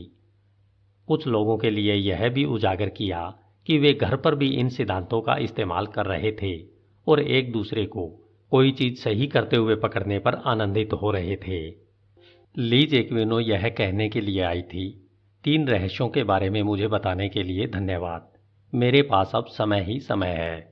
उसने प्रतिक्रिया की थी, इसके लिए धन्यवाद तो न्यू 1 मिनट मैनेजर को दिया जाना चाहिए। अपने डेस्क पर बैठकर उसने एहसास किया कि वह कितना भाग्यशाली था। अब उसके पास सोचने और योजना बनाने का समय था और अपने संगठन को उस तरह की मदद देने का भी समय था जिसकी इसे सचमुच जरूरत थी। अब उसके पास अपने परिवार के साथ बिताने और दूसरी रुचियों में देने के लिए समय था। उसके पास तनाव रहित होने का समय भी था। वह खुशकिस्मत महसूस कर रहा था कि उसके पास दूसरे मैनेजरों से कम तनाव था। चूंकि उसकी टीम के लोग इतना अच्छा प्रदर्शन कर रहे थे, इसलिए उसके खंड में कर्मचारी संबंधी समस्याएं बहुत कम आती थी। कम कर्मचारी बीमार पड़ते थे और कम लोग छुट्टी लेते थे। जब उसने पीछे पलटकर देखा तो उसे खुशी हुई कि उसने 1 मिनट मैनेजमेंट का इस्तेमाल करना शुरू करने के लिए तब तक इंतजार नहीं किया जब तक कि वह इसे बिल्कुल ठीक से न कर सके। उसने अपनी टीम के सामने स्वीकार किया, मुझे लोगों को यह बताने की आदत नहीं है कि वे कितने अच्छे हैं या मैं कैसा महसूस करता हूँ। मुझे यकीन नहीं है कि पुनः मार्गदर्शन देते समय मैं आपको बताने की हमेशा याद रख सकता हूँ कि मैं आपको महत्व देता हूँ, आपके बारे में अच्छा सोचता हूँ। उसे मुस्कुराना पड़ा जब किसी ने कहा, देखिए, आप कम से कम इसकी कोशिश तो कर ही सकते हैं। लोगों से यह पूछकर कि क्या वे ऐसे मैनेजर द्वारा प्रतिबंधित होना चाहते हैं और यह स्वीकार करके कि हो सकता है कि वह हमेशा इसे सही करने में सक्षम न हो, उसने एक महत्वपूर्ण चीज हासिल कर ली थी। लोग पहले ही जान गए थे कि वह ईमानदारी से शुरुआत से ही उनकी तरफ था और इसी से सारा फर्क पड़ा। दूसरों को एक उपहार। वह ख्यालों में खोया हुआ था, तभी फोन की घंटी बजी, जिससे वह चौंक गया। उसने अपनी असिस्टेंट को कहते सुना, गुड मॉर्निंग। फोन पर एक युवती है जो जानना चाहती है कि क्या वह आपके पास आकर इस बारे में बात कर सकती है कि हम यहाँ पर किस तरह से प्रबंधन करते हैं। वह मुस्कुराया जब उसे अपने खुद के शुरुआती अनुभव याद आए। उसने जवाब दिया, मुझे उससे बात करके खुशी होगी। बाद में जब वह प्रतिभाशाली युवती से मिला तो वह बोला, मैं वह सब बताकर सम्मानित महसूस कर रहा हूँ जो मैंने नेतृत्व और प्रबंधन करने के बारे में सीखा है। जब उसने उस युवती को कुर्सी दी तो वह बोला, मेरा आपसे केवल एक आग्रह है। आगंतुक ने पूछा, वह क्या? उसने शुरू किया, बस यही कि अगर आपको यह उपयोगी लगे तो आप इसे दूसरों को बताएं। धन्यवाद। HindiAudiobook.com। आपका दिन शुभ हो।